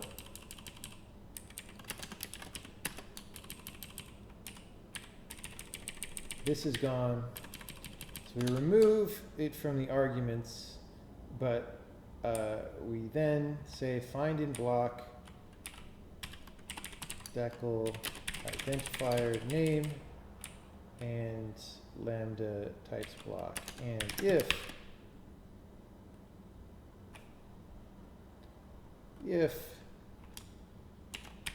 no other error, I'm not sure if people can ever get to this, but whatever, decal attempt, well, let's call it internal compiler error for now, attempt to bake something that is not present in the types block. How did this happen? I don't know. How did it happen? Okay, so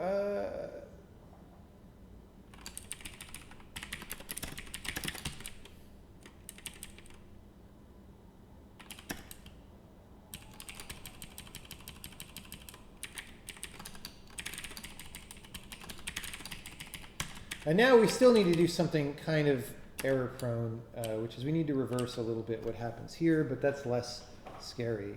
So we're going to just kill the type inst other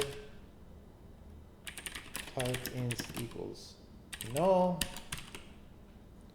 and other expression equals this thing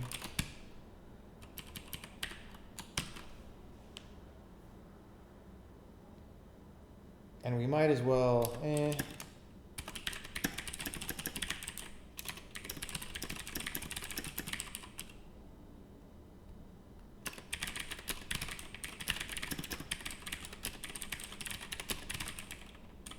Okay, so like I said, this will not solve all our problems, but provided that this compiles, yes. It should get rid of these redeclarations down here. Then we're still going to have all these warning unhandled types. And I will have to investigate that. Oh, well, crash. So that's interesting.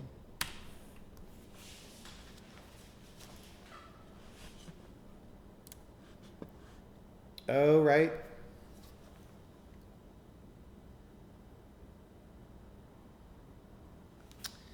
So we have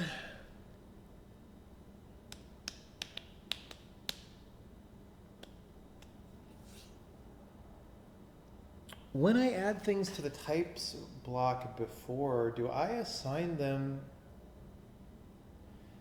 Because this time I assigned things to, or I made empty declarations, which means their expression pointer is null. I might have had the expression pointer be a thing called type def poly use, which is just, it's just a non-null value that I could set things to in these cases.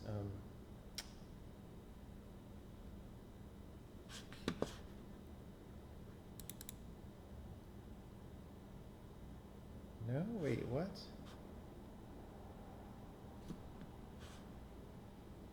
Oh.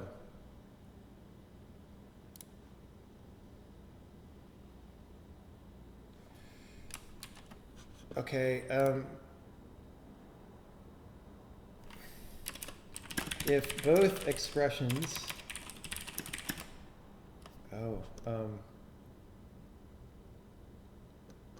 actually, no, here's what needs to happen.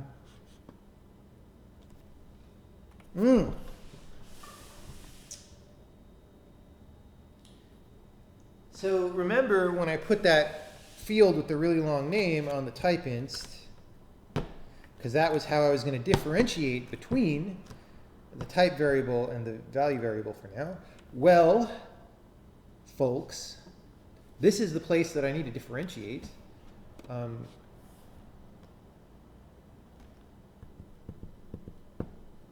guess. Let's see, it depends why we want to know.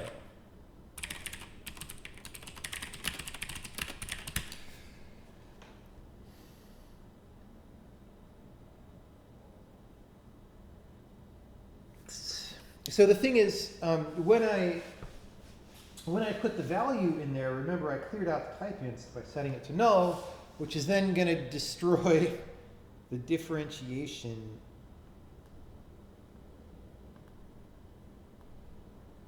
Maybe I just shouldn't do that, because I'm setting the inferred type. Probably shouldn't do it.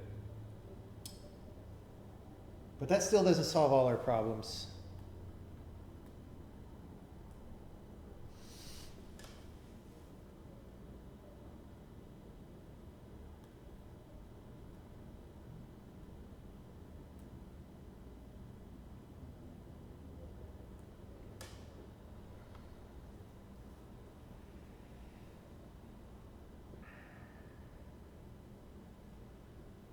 I just blanked. Like I said, I haven't been programming for a long time, and I've been off in a separate mode of mind for 12 days, so now concentrating once in a while, I lose it. We'll see if I'm all better by tomorrow. What did I even just say? I just totally spaced for a second. I was saying that we're trying to differentiate, and it depends on why we want to know if the types blocks match. So first of all, okay, that's static, so I'm pretty sure that nobody else can call it. Yeah, so that's good.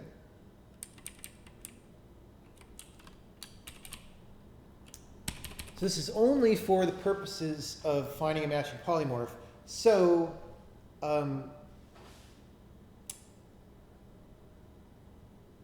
we want to, okay, so I'm making a note to remove that weird type instantiation field if we don't need it, because we may not need it, because what we're going to do is types blocks match. I'm going to, now that there's other things in the types block besides type arguments.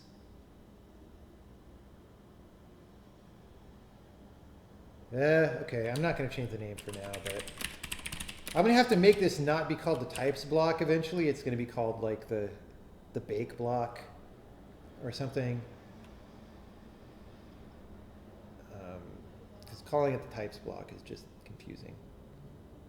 Okay, so in this routine, we are only trying to check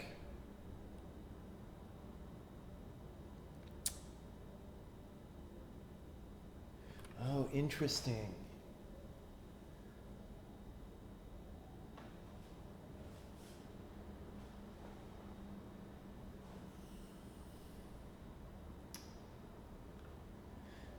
I'm sorry to be getting caught up on so many abstract issues. So right now,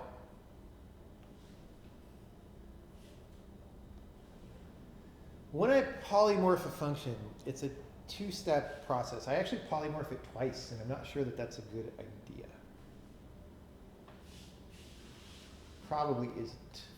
But it was one of the things I wanted to clean up. So the first step is the one that always happens if there are type arguments, is you match all the type arguments, right? Then the second thing is if there's value bakes, we then match all the value bakes. And that, again, that's historical, the reason why I do that. So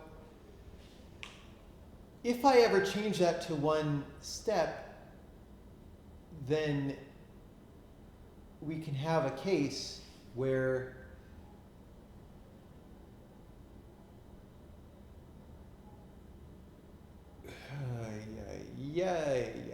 okay.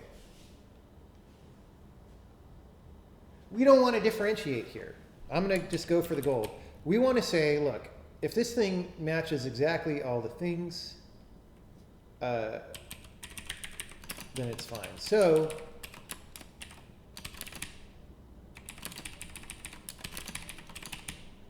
if there's two expressions and they're both null, which is a thing that couldn't happen before because this was only called for the results of polymorphs, then it's just, there's two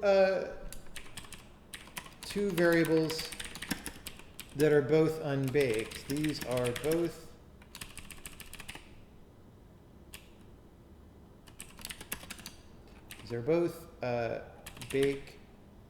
unbaked value bake arguments. And I'm going to assert that that is the case. So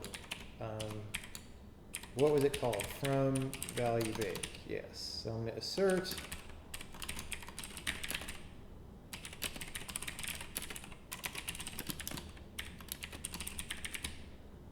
both of these things.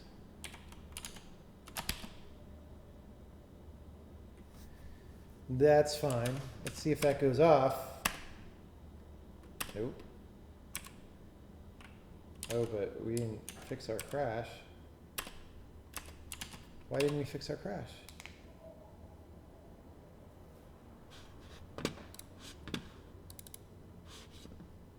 Wait, what? Did I edit the wrong?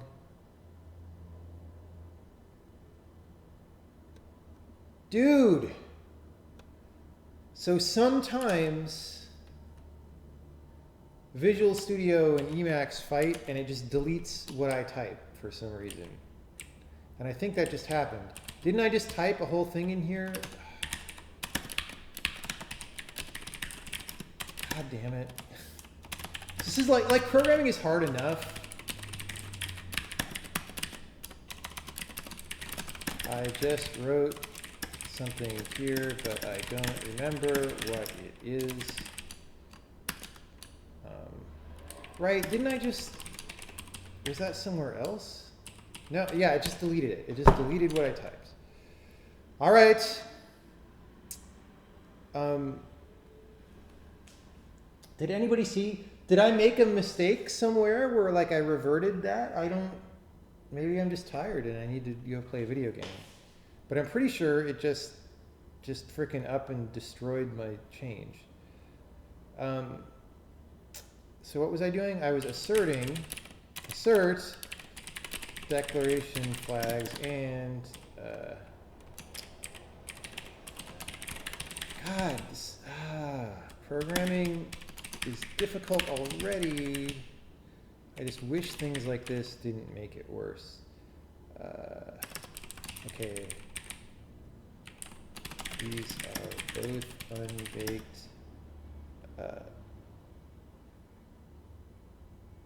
value baked arguments, so they match. If they are mandatory bakes, we'll catch that later.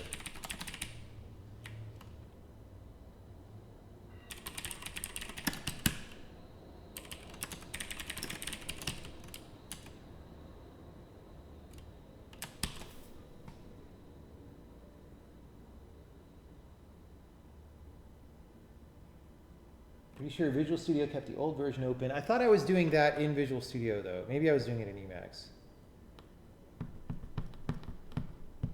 I don't know. But Visual Studio is supposed to be detecting changes and telling me. So if I saved it from Emacs, I don't remember now which I was doing, but if I saved it from Emacs and I had modifications in Visual Studio, it's supposed to say, dude, it's supposed to pop up a dialog and say, dude, I don't know what to do here, and not just like delete my stuff.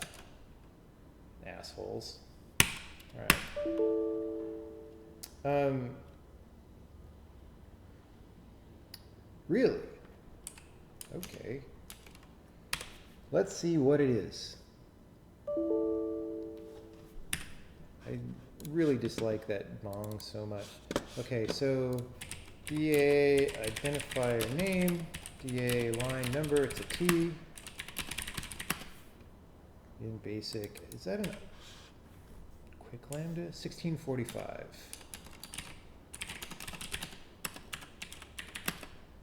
No, it's just a thing. But it is.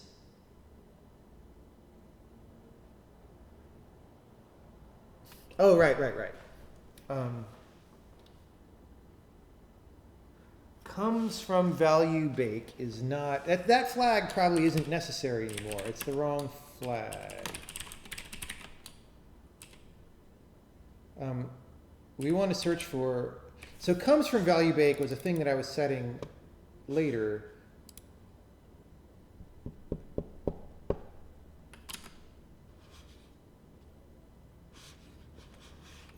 Well, 256. It doesn't have any value bake related flag set. That is, as we say in the business, problematic. It is problematic.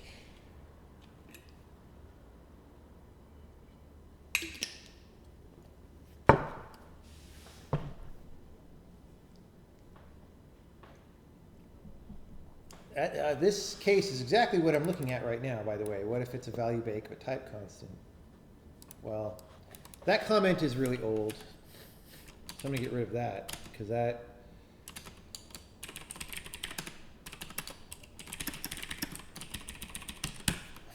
doesn't make sense anymore.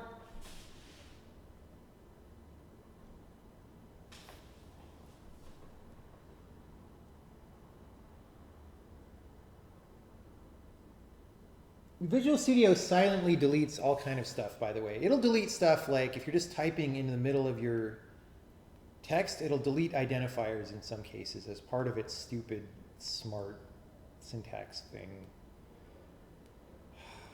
Everybody on that team is so fired. Yeah, we'll talk about the new function in the next demo, by the way. And I'm banning this guy. Yeah, just don't assert. You'll never have problems with things asserting. Ban, where's my, no, don't mod user. It's so bad that the mod user and the ban user are right next to each other.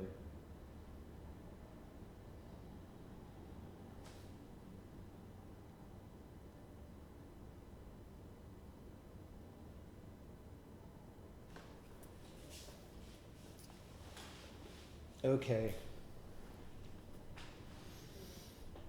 So,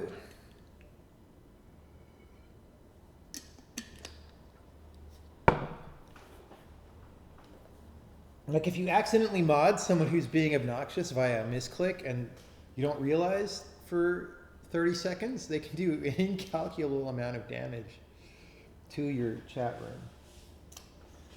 Okay.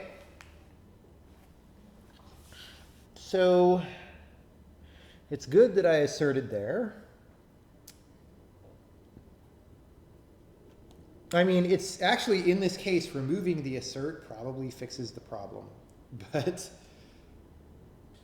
I mean, I want to make sure that these are marked clearly, if only for future reference.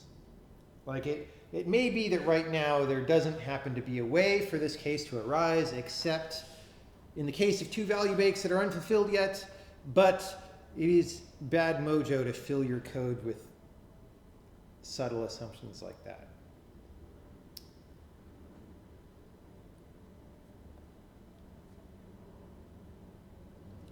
Maybe I'll just make a new thing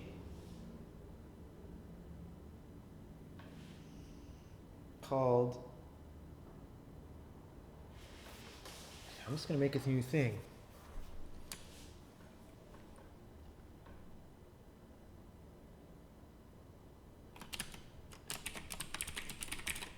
I think actually no. So the reason why I was setting comes from value bake down here is just that that declaration didn't exist.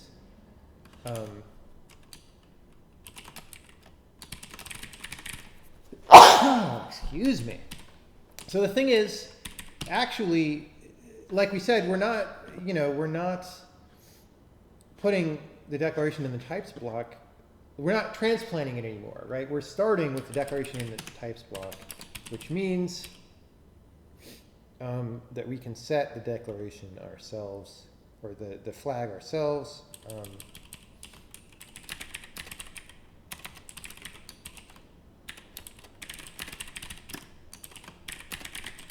Right, add to types block. Remember when we did this?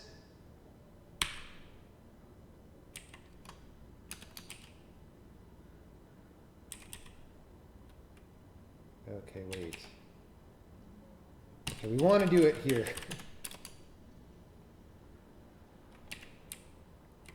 So when we make a new declaration to go in the types block, if it's for a value bake, we set comes from value bake way back there. So we have this information. Hate that noise, much earlier. Okay. Really? What? What? Crazy.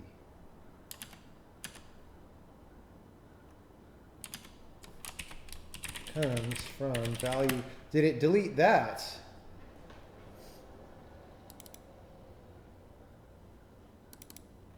Okay.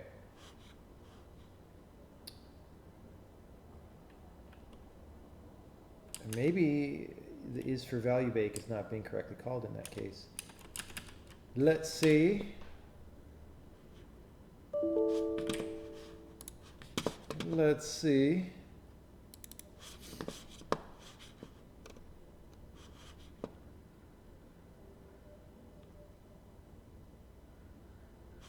And why, wait, why are we not catching it up here?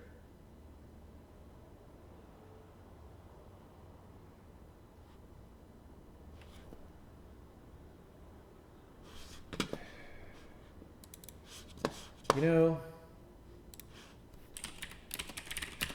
I want to know why this flag isn't set, but in reality, we should maybe be catching this in this clause instead. But let me just look at, so it's that same T still.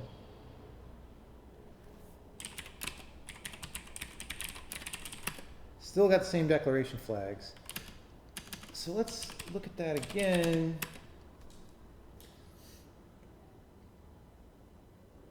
I mean, that's a value bake. Oh. Here's what's going on. I think. My theory is, so because we used to be setting that flag in type inference, which happens after a copy. But we moved it to parsing, which happens before a copy. And we may not need this flag later anyway.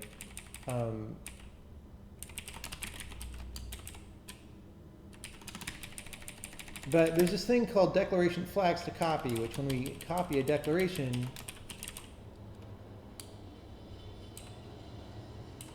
so comes from value bake is not in there. So if we made a copy of that thing, it'll copy the types block, but that flag will be cleared when we copy. It's so good to be able to think of things like that without having to trace through the code for a long time. Hey, look. It compiled. And it ran. I don't know why it ran when there's all those unhandled type errors.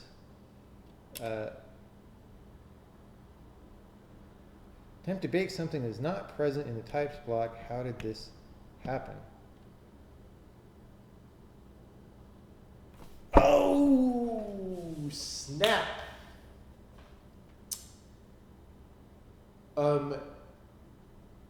Yeah, dude, everything I did may just be wrong. I may have to revert this whole thing. This may have just been a learning experience. Because I forgot.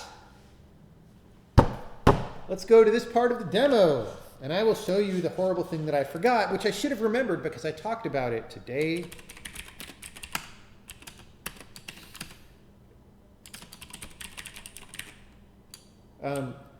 You can bake arguments that are not declared as value bakes at any time, right? So I can just make a new version of multiplier and substitute in B. And this will not be in the types block because it didn't know that it should be in the types block, because why would it be?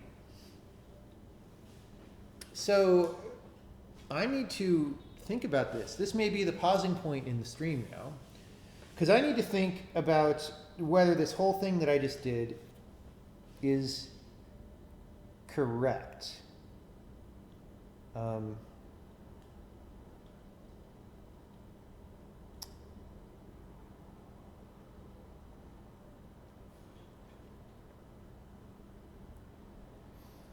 Like, I want to figure out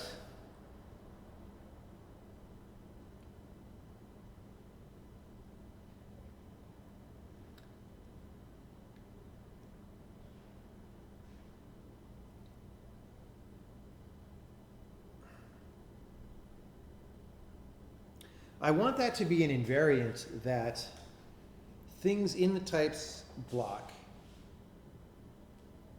I think I want it to be an invariant that things in the types block are always there, or in the same order. I want the comparison of those types blocks to be simple, maybe, or at least that's what I thought I wanted. And so then, you know, maybe I have to lexically sort things that you bake rather than them being there a priori, in which case I can revert everything I just did, because that's not important. But I need to think about that a little bit to come to a conclusion there.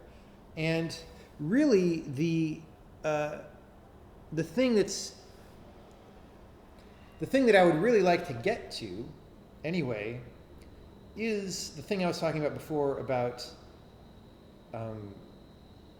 making value bakes less separate.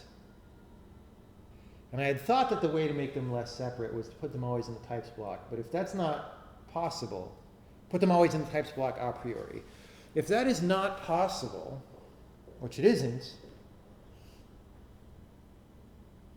then maybe that's not an important component of the coming simplification.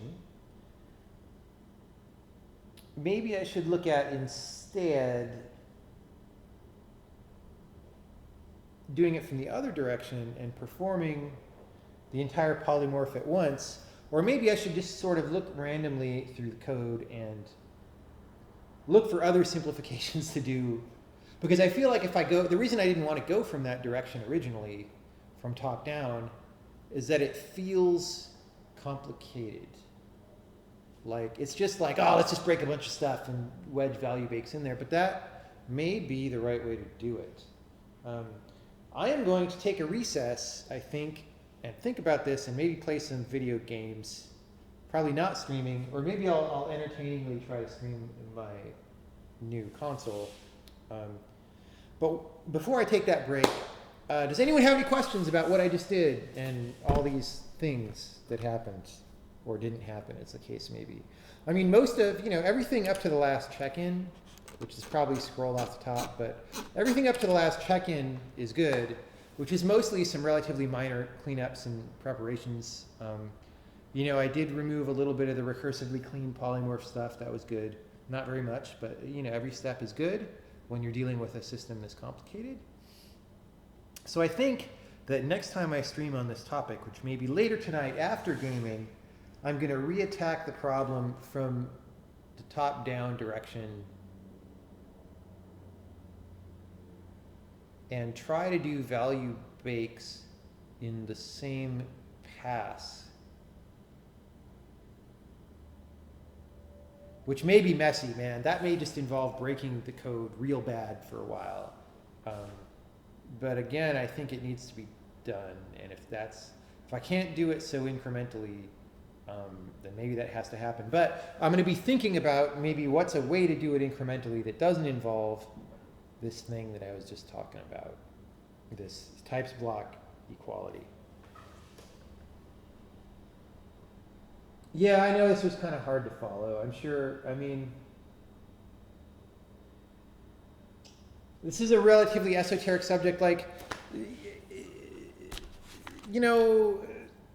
this is everything that I'm doing right now is very particular to the specific details of how I chose to implement things. And, different implementations, it's not that they wouldn't also have problems, it's that they have different problems, right? And so I'm just working through what's the best way to do it given my chosen implementation, and or just deal with code that is a little bit historic and that I'm trying to find the best way to clean up. So I think, I don't necessarily expect people to understand very clearly what the hell is going on, but I wanted to stream this because why not? I haven't streamed in a while.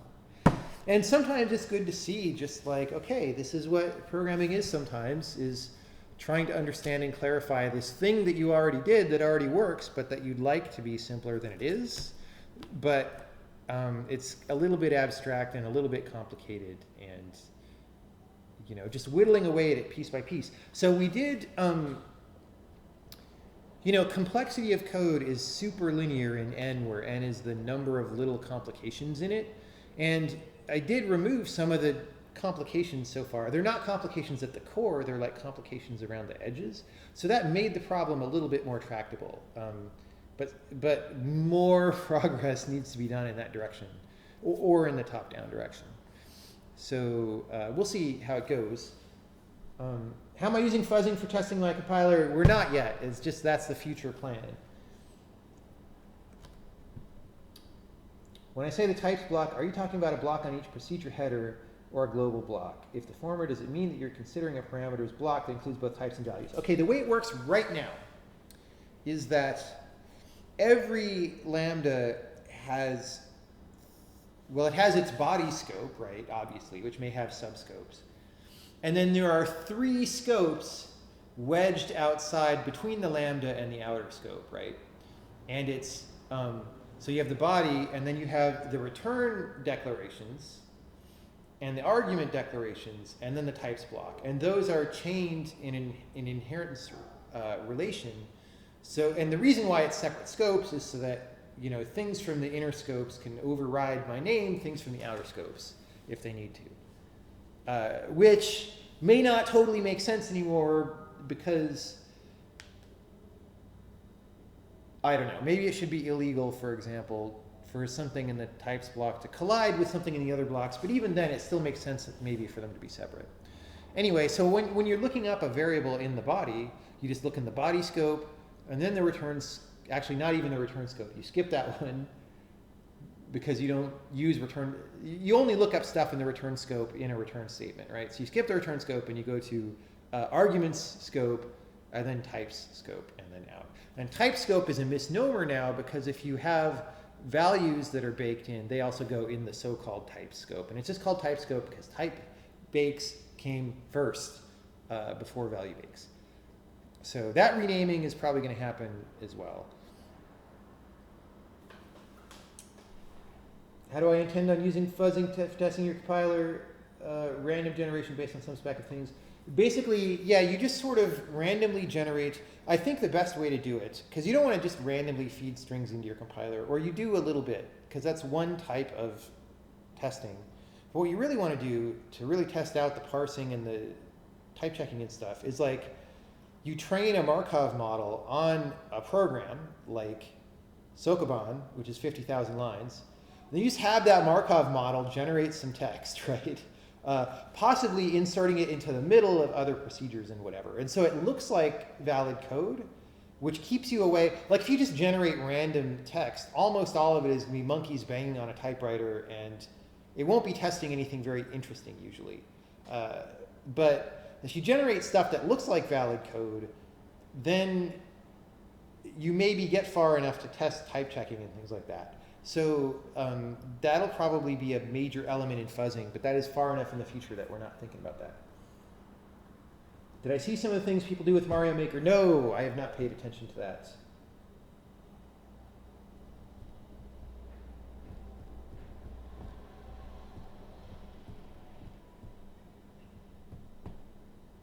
All right, I'll maybe pick this up later tonight.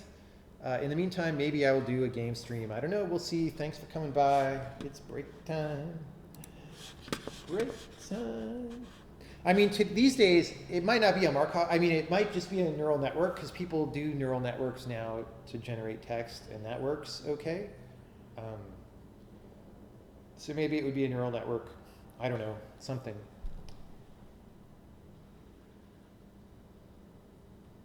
What's the difference between A float and $A float when you can bake everything anyway? The difference is that $A float gets baked without the caller having to think about it. So it gets baked on call if A is known always.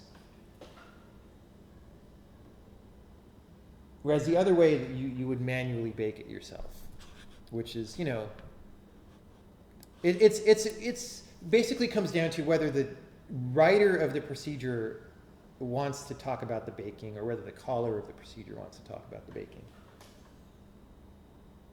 You read Exhalation based on your recommendation. It was great. Do you have any others? If you haven't read Ted Chiang's entire short story book, Stories of Your Life and Others, you should read that. That's great. That is great. All right, everybody. Thanks for coming by. We may resume before too long. See ya.